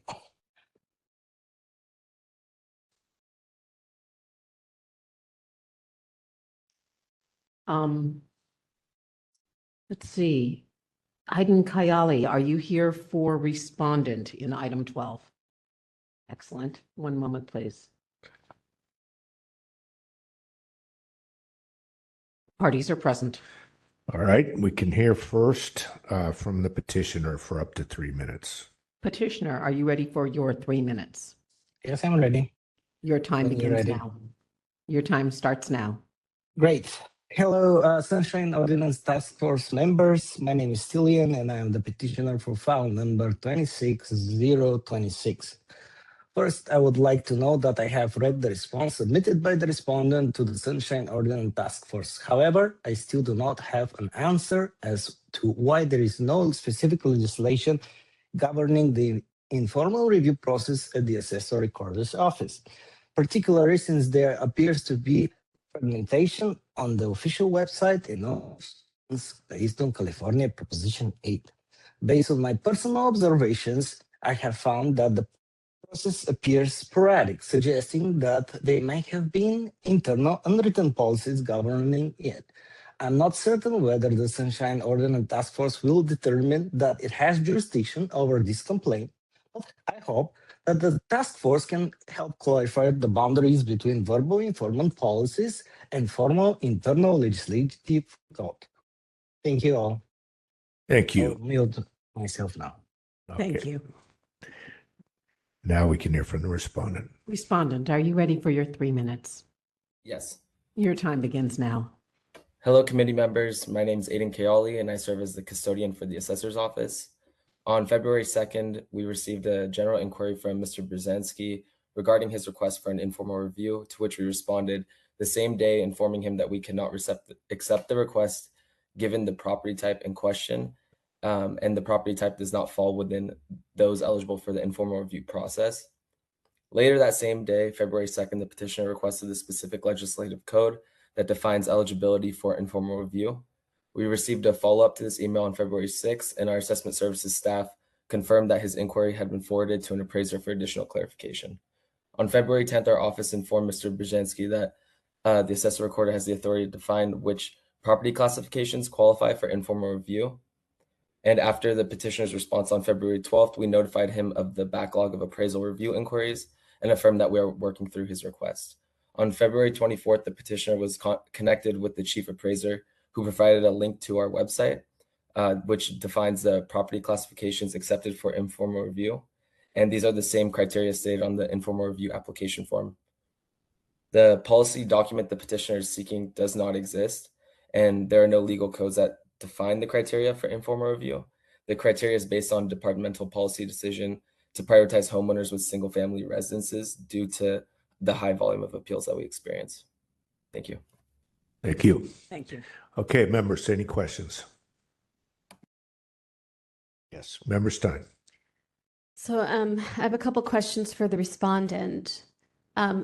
What documentation does your body use to define the different property classifications? Like where do those classifications come from? So the property classifications for informal review have been defined, and they are on our website. There is no guiding policy document, but they're on the website. And this is an internal policy decision to address the high volume of inquiries and related to the appeals process. And at no point did we deny the formal appeal, but we do prioritize the single family residencies for the informal review process. So is this the website you directed the petitioner to? Yes. And when you in your communication on February 10th, 2026, you mentioned the APN definition. Is that particular single-family APN definition listed on that website? Yes. Those are all my questions. Members, no more questions? Oh, Member Pilpel. Yes, Member Pilpel sitting as a guest. Just two minor points. In the captioning of this item, perhaps this could be better stated as Stilian Bejanski against the Office of the Assessor Recorder. The Assessment Services Real Property Support Team is just a unit within that office. And the attachment that was referenced in page 24 in the middle, the 2026 informal review application English, which I suspect contains the content. Could we perhaps include that document in the packet? I didn't see it, and that may be the only information that's there, but it's not in our packet. Where is it? It's referenced as an attachment to an email on page 24, middle, but the document, the attachment itself is not included in the packet. It's probably just a 1 or 2 page application document, I assume. Yeah, it's 1 page. There you Pretty go. much same as before. Yeah. Okay. What But is the email again, please? It's on page 24 of the packet in the middle.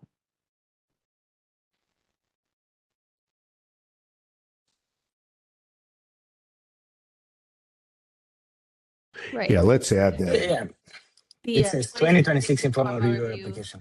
One person at a time, please. Sorry. And if that is in fact the only document that references this policy and definitions and whatnot, it may be useful for us to just see it. That's all. Thanks.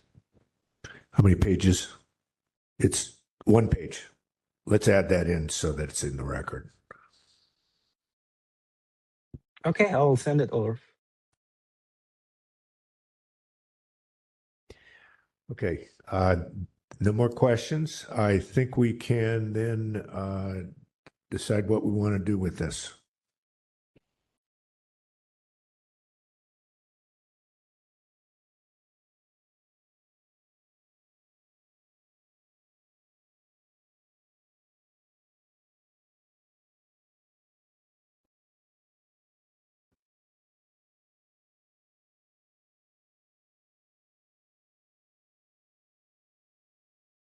So in my notes, one of the problems with this case is that it's not clear that the correspondence is a PRR or is a public records request. Clearly, the agency didn't think it was a public records request. And, you know, it's kind of a request for where can you show me what this, you know, what the definition of these classifications are.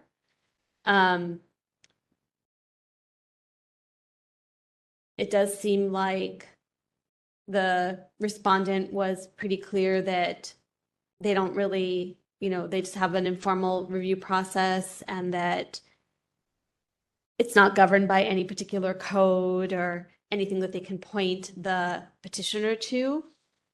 So I'm just not sure there is a violation here. I'm with you. It does appear that any rule that is being applied here is not based on some kind of statutory scheme. It's an internal guideline of sorts. Yeah, in the question, well, the initial question or questions, I don't see it being really a PRR either. And, you know, it's kind of like that other case where it doesn't have to have all the, you know, precursors and definitions, et cetera, but I think it does need to ask for documents in order to be considered, or for records in order to be considered a PRR. I also think that, like, one thought I had is if I were sort of presented with this, I would think that there may be some kind of legal analysis that would have to go into answering the question. I don't know if that's true, but it seems like it's basically asking about the legal justification for something, and that would not fall within really allowable PRR or public records request. So I would make a motion something like this, but I'm open to, comments on it, that this is something that could go to the consent calendar with a recommendation of no violation. The email correspondence did not contain a public records request or a request for information within the custody of the body, and the body did not recognize the correspondence as a public records request. They did respond to the petitioner that they do not know of any legislation governing their informal review process. Second.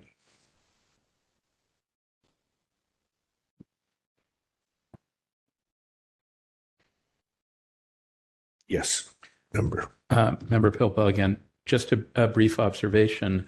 As part of the timeline on page 13 of the packet and the snippet from an email from the chief appraiser, in this case, it does seem to me that the Office of the Assessor Recorder did assist the requester under 21C, did put him in contact with the chief appraiser, did explain things. So it's not like they completely blew him off. They just said, we have no responsive records. The only information we have is this, and they explained it.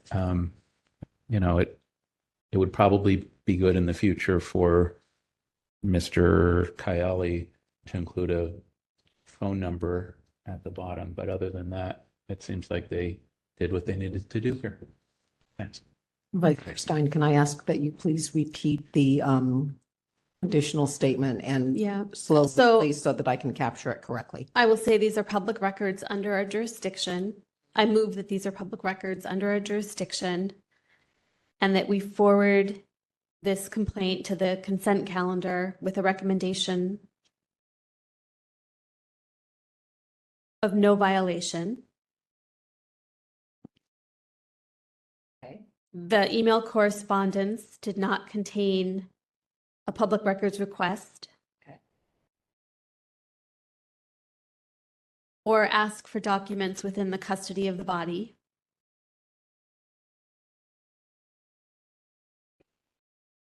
And the body did not recognize, or the office did not recognize, the correspondence as a public records request.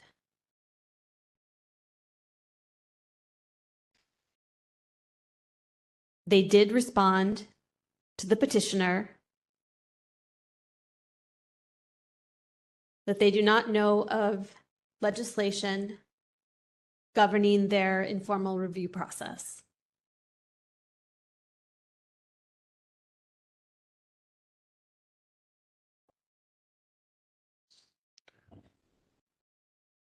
When you got that, public comment time. Anyone wishing to make public comment on item 12? If you're in the online audience, please raise your hand in the app or press *3.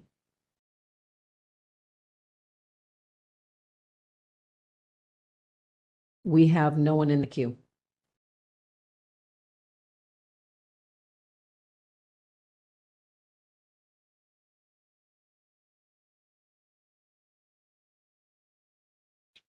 Taking the vote on item 12. Vice Chair Stein. Aye. Vice Chair Stein, aye. Chair Schmidt. Aye. Chair Schmidt, aye. Member Sugarman. Aye. Member Sugarman, aye. 3 ayes, motion passes.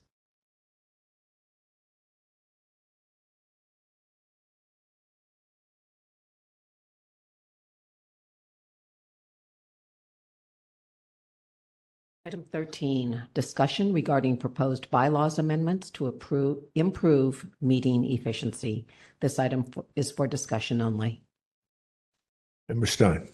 Yeah, before we start these last two motions, these last two items, I would like to make a motion, given the lateness of the time, that we limit the discussion on each item to 15 minutes each. I would actually like to revise that motion to 10 minutes each. I'm sorry, that was moved by Vice Chair Stein. Moved by Vice Chair Stein and revised by Member Sugarman to 10 minutes. But accepted. Member Seconded by Pilpel says 8. Okay, I'll accept the 10 minutes. 10, okay. 10 minutes. That 10 per what? Per item. Okay. Seconded. That's fine. Okay. Yeah. We'll just say 10 and I'll just, yeah. I mean, we can do it by motion if you want, but I think we have agreement. Yeah, without objection. Yeah. That's moved by Vice Chair Stein, seconded by Member Sugarman to limit conversation of items 13 and 14 to 10 minutes. So I want to just first note that we do have 3 items that already got forwarded because we voted on them in this committee. I don't know what exactly we want to do again with those, but I'm open to it.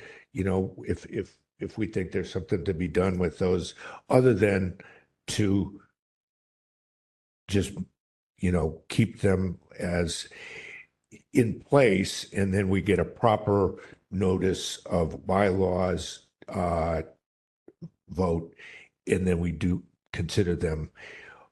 And then we have other items from Member Pilpel, which have not really been discussed by anyone, but they're here today. And so those will be some of the items that we will be discussing.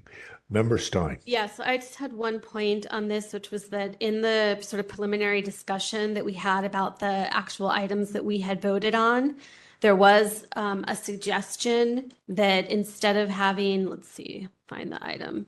Wait, where is it even? We had talked about having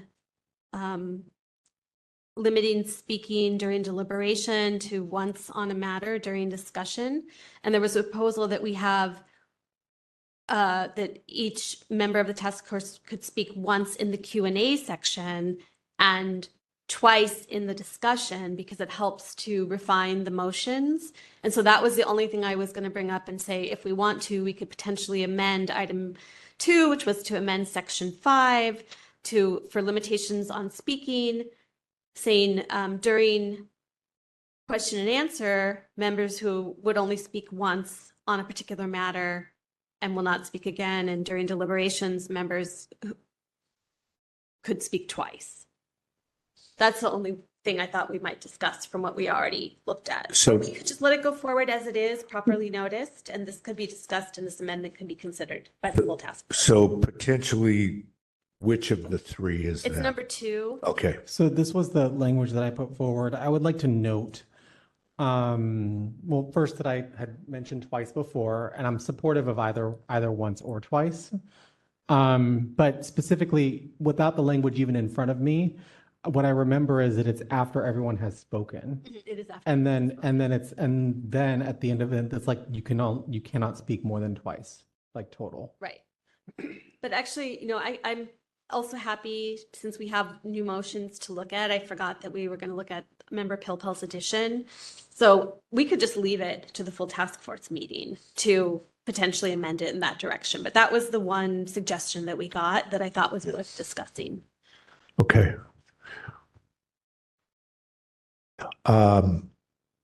Yeah, I'm inclined to just, we had it, you know, we voted on it and it was ready to go, and we just have to get it properly noticed.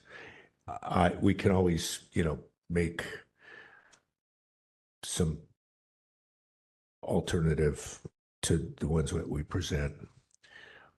But I would say, yeah, let's stick with those three, and then we can just spend our time today looking at what Member Pelpel has brought in. And let's see now.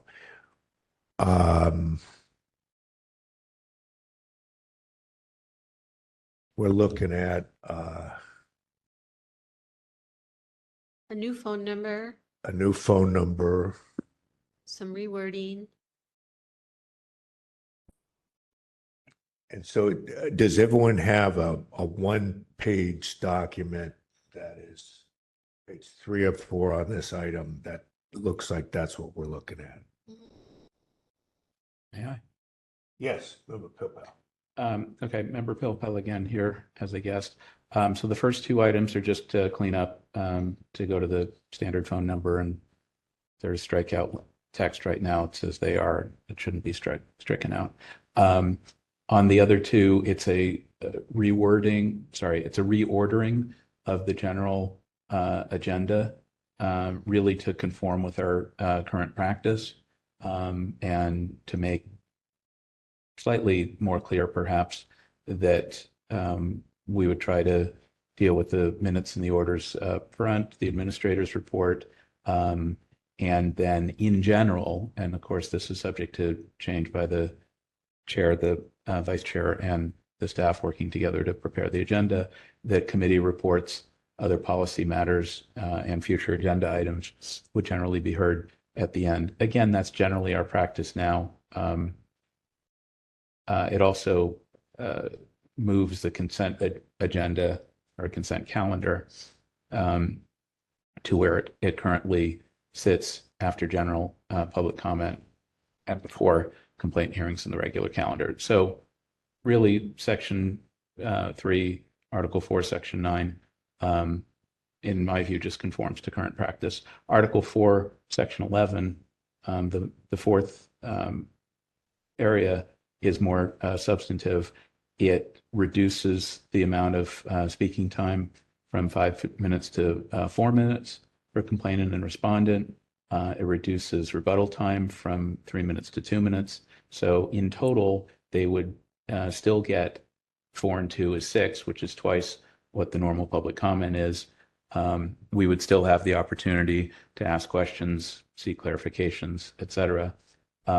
It also removes the thing that I've always thought was odd, other parties in support of complainant or respondent speaking after complainant and respondent, and it just moves all other public comment to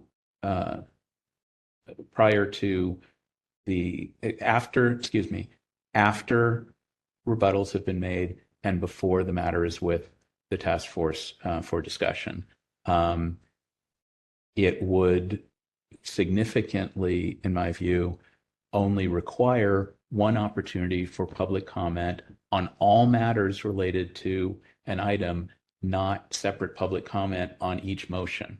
And I think we take up a certain amount of time with that, and in my view, unnecessarily. If there's something for which someone, yells and screams and says, I really want to say something about that, we can certainly reopen public comment, but it wouldn't be required. So when a matter has been heard, complainant and respondent, anybody else who wants to weigh in, they were there, they know something, they care about it, they don't, whatever, that's their opportunity. And we want to hear all that. But then it's with the task force. And I believe that these set of changes to Article 4, Section 11 would in fact reduce the amount of time to handle complaints, both at committees and at the full task force. And so if the intent really is to reduce the amount of time, then I think that would do it. Those are my thoughts. I'm happy to discuss, and thank you.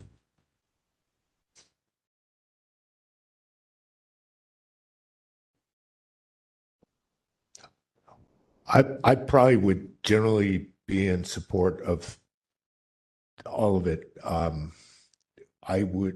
had been hoping for actually myself 3 minutes and 1 minute for, yeah, I mean, to me, I think that the whole order of things is something that is not necessarily the best approach, but I'm not going to try to give what I ultimately would want because I don't think that people would go for it. But I would say I would want 3 minutes that they speak and then maybe a 1 minute rebuttal. But that I'm not going to suggest is appropriate. I would say with the 4-2, I'm good with that. I would even go for 3-2 since that's 5 minutes of hearing from each side. And the 2 is after we've asked questions. And so that can actually be like a substantive 2 minutes. So I would go 3-2, but 4-2 is an improvement to me. That's all I've got to say on this.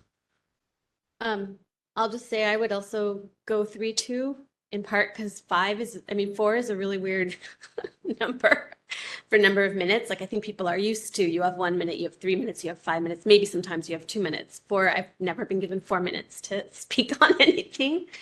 But I'm happy with any version that people put forward because I think I don't think it's going to save us a lot of time, but it might save us a little. So I would do it. And also, I'm also one of the people who kind of like Chair Schmidt. I feel like I read the packets really closely and almost never, in very few cases, do those summary statements at the beginning add anything to what I know. But I know other people do value them. Time. You should take a vote. Don't worry about it. It's a discussion only. I thought we can also put it on. Was it discussion only? I don't think so. I don't know if it should have been discussion. But if it is, we're not taking a Item vote. 13 is listed as discussion only. Okay, then that is a discussion. So time to move on. This also came up already, right, in front of the whole task force, so it'll come again. So It was discussion only because it wasn't given the 10-day notice. all right. So should we then move to the next item and then have we covered everything? Does anyone want to cover anything else on this? Since I guess we're accepting that it's discussion only. Yeah, just to comment, I'm open to further limits. I just thought that 4 and 2 was a move in the right direction. It was a moderate change, and I wanted to see how all of these various changes play out before doing anything more radical. And when we get to item 14, we can talk a little more about other changes. Okay. That's all I had on 13. Thank you. I think we did discussion only. We didn't take any action, so we don't need public comment. We can move to number 14. Item 14, proposed edits to Sunshine Ordinance Task Force complaint procedures. Okay, anyone have any suggestion as to how to handle this? Yeah, I do have one suggestion, which is that is this action and discussion, or is this? Yes, it's both. Oh, because I was going to say, these came to me, and I think the explanation was that these are going to be in Word version and this version and that version, but my whole version is a PDF version, so I couldn't make comments. Like I couldn't insert comments into the draft itself, being a PDF. So I wondered if this was the kind of thing like the annual report, where maybe this should be online for members to make comments on about what changes they would make. Otherwise, I do have kind of a list of some of the changes I would make, but it's like a separate list.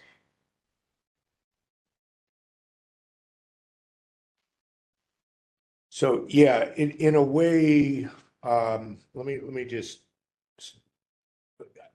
you remember Pilpel I'm gonna just say something and then I'm gonna hand it to you, but what we had done in the committee was limited to the document, which is the bylaws. And so I believe that we didn't do anything in the committee with regards to the complaint procedures.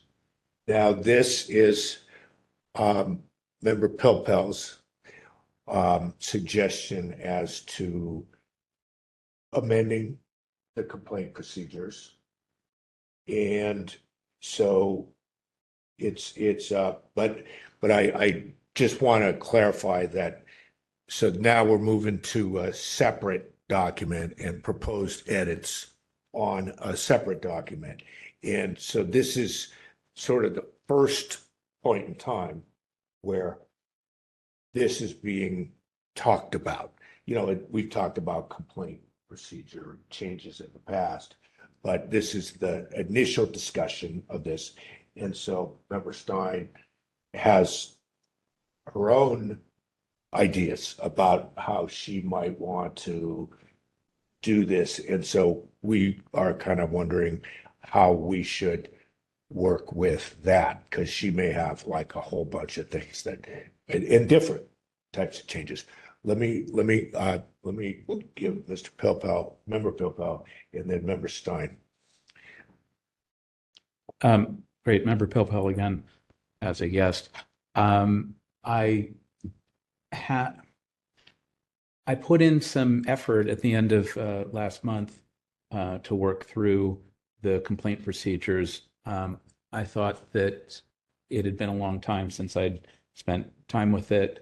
It seemed like there was some duplication, some inconsistency, and some verbiage that could take some work. So I added probably about a half a page net, and reduced duplication and eliminated like a full page net. I don't think there's any particular time frame on this. I did provide it in Word with both the track changes version and the clean copy version. And we can certainly arrange to get that to each of you. I can come back presumably next month or another time to discuss it at greater length. Again, there's no time frame on making these changes. It just seemed like to me that it was time to clean some of this up. This too, I thought, could eliminate some ambiguity, reduce the amount of discretion or eliminate the discretion given to the administrator and give whatever discretion to the chair and committee chairs, and really try to make the procedures more clear to everyone. And I tried not to use too many words to do that. I don't know if I achieved that or not. And if the committee has changes to this document, that's fine. I think, you know, we should periodically review our written procedures, and this seemed like an attempt to do that. I spent many hours on this, I can assure you. But again, I'm open to other ways. There are lots of ways to skin this thing. Yeah. Go ahead. Yeah, I should say, because I just jumped in like right into it, because I did read it really carefully. I think it's great that you did this. I'm probably the last person who tried to make some changes to the procedures, and I was trying to make substantive changes, but when I was reading them, I'm like, oh, this thing is so badly written, but I'm not willing to take that on right now. Right. So I feel like you went through and took it on. But because I only had a PDF copy, like my changes, it's just going to take a long time to go through them. And sometimes it's just like a mistake on your end, like, oh, a period is still there or something little is still there. Or sometimes there are some bigger kind of questions I had about, should this be considered? Should that be considered? But I wish that I did get it in the Word document form that you submitted it in, because as a PDF, it's just hard to kind of explain and show like what are, what I would, what changes I would want to make to it, or my sort of second read of your read. But my changes are mostly small, or like a couple other ideas. and they may or may not be appropriate.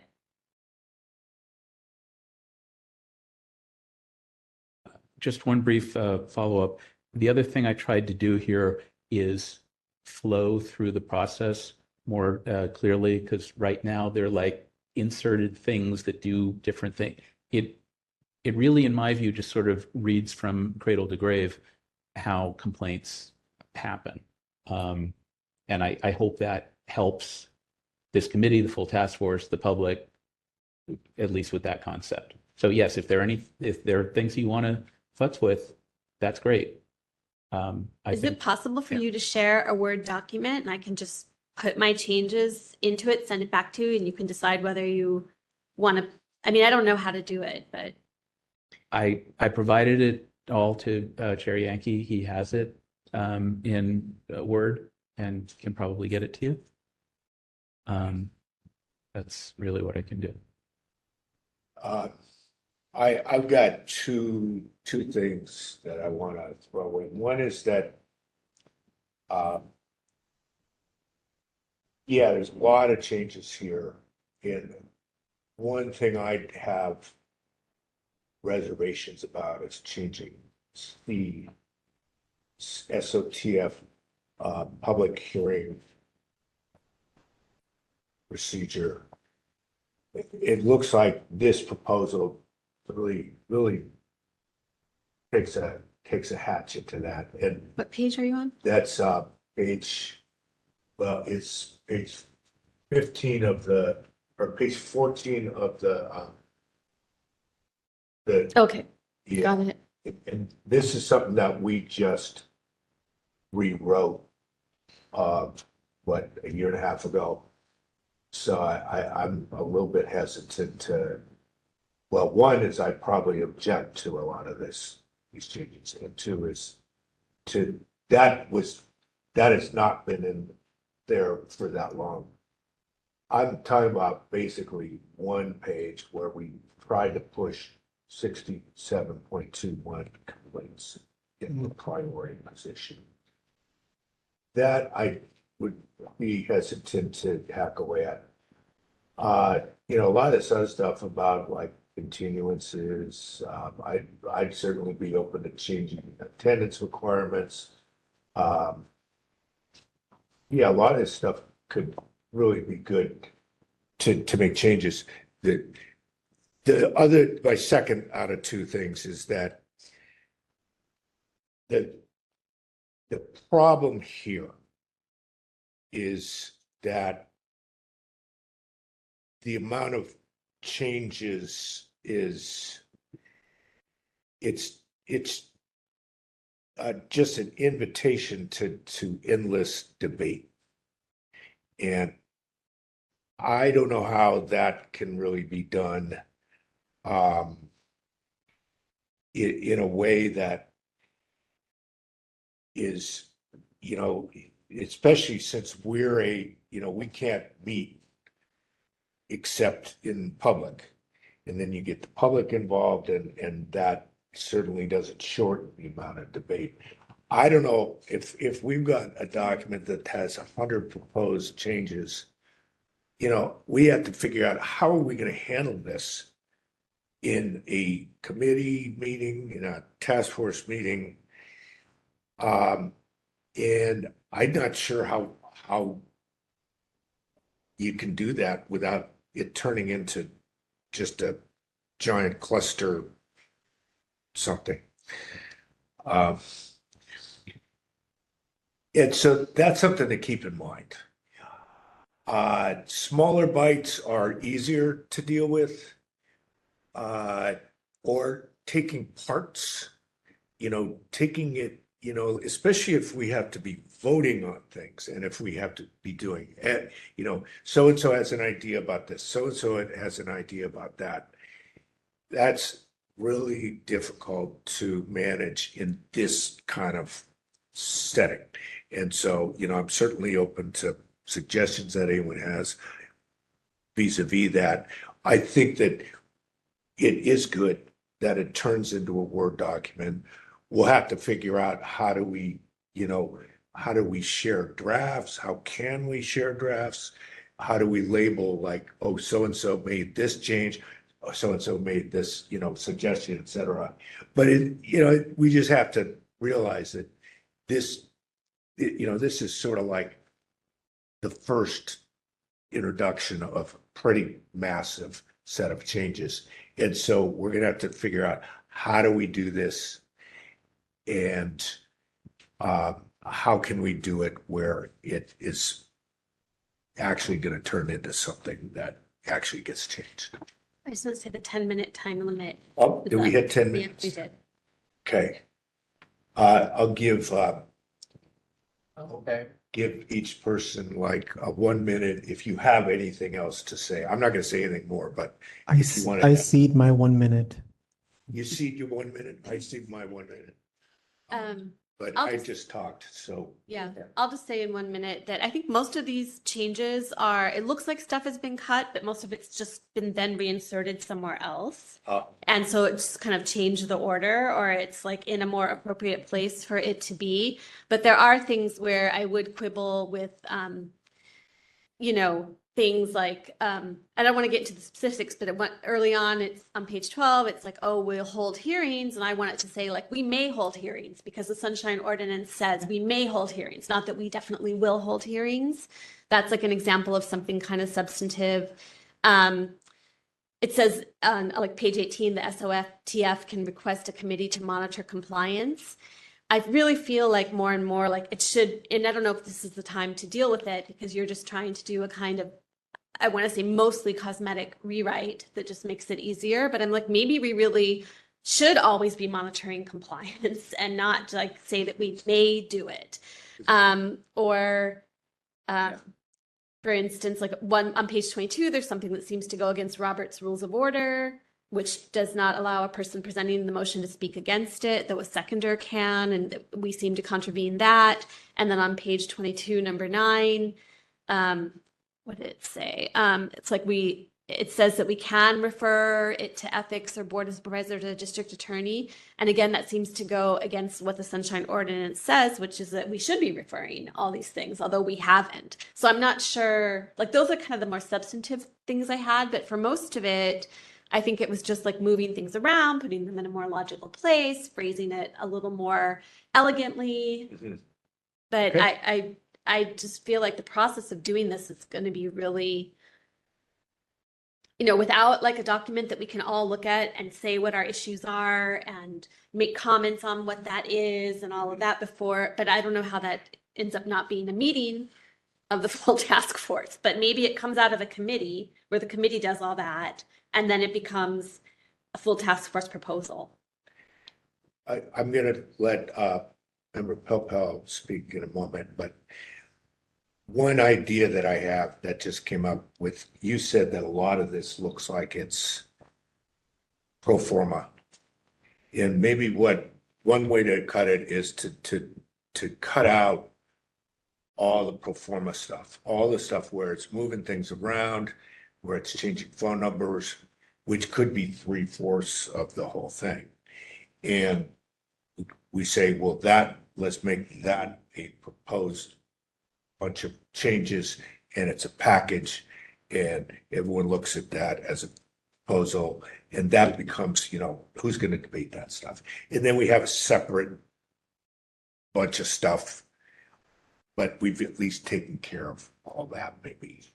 And then we could break it up again after that. But at least we've got a bunch of changes that we've already made. Okay, I'm done. Member Pilbell, 2 minutes. Thanks, or less. On rebuttal. I think Vice Chair Stein got it right. Ultimately, this takes an 8-page document and boils it down to a 7-page document. It's not that much. There are court rules. There's all kinds of stuff that has far more complicated verbiage, and this isn't that. It really does move things around. I took all of the language that you had about prioritizing 21B complaints. I kept that. I tweaked it a little bit, but it still has the priority. It still has consent calendar. It tries to distinguish between recommendations that are unanimous out of this or other committees and non-unanimous recommendations. It didn't explain greater the difference between a recommendation and a report. That could be included. I think Vice Chair Stein's observations about may and shall and voting against motion, right on. It's not, it's just my take. It's not 100%. I suspect that whatever changes Vice Chair Stein proposes will just make it better.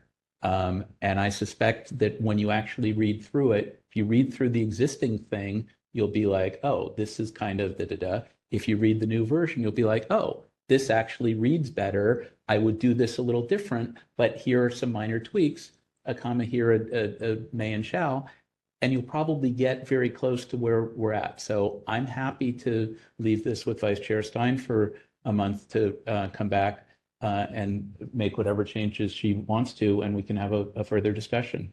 I don't think that we're in any radical disagreement about this. I hope. That's what I have. All right. I hope it helps. Let's do that. Let's keep this item on the calendar, and it could come up a month from now. And if we're ready to take another shot, let's do that at that time. Okay, I think Thank you. And I'm requesting the Word version from Chair Yankee right now.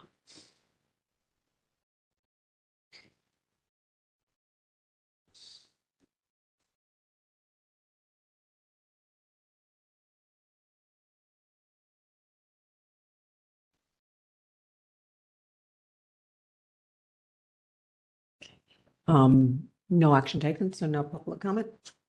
Correct. Okay. Next item, item 15, announcements, comments, questions, and future agenda items by members of the complaint committee. The only thing I have is let's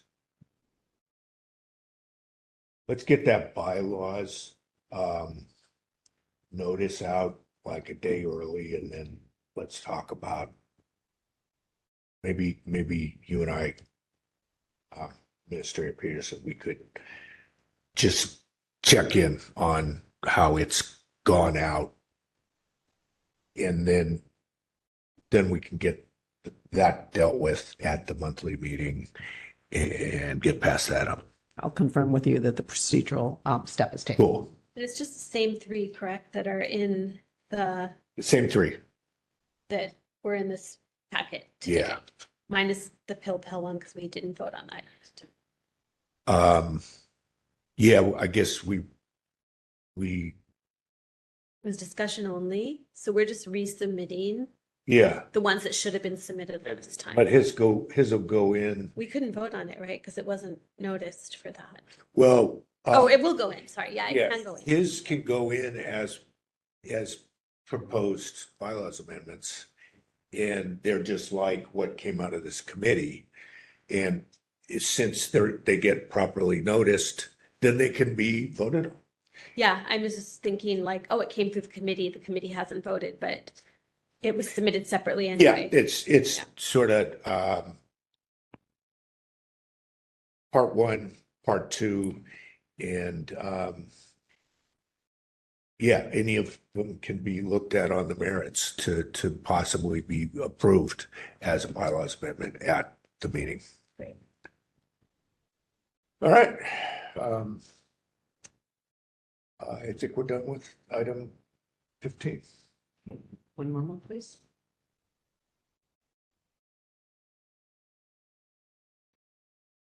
Item 16, adjournment. To adjourn. The meeting is adjourned at 9:53 p.m. Microphones are off.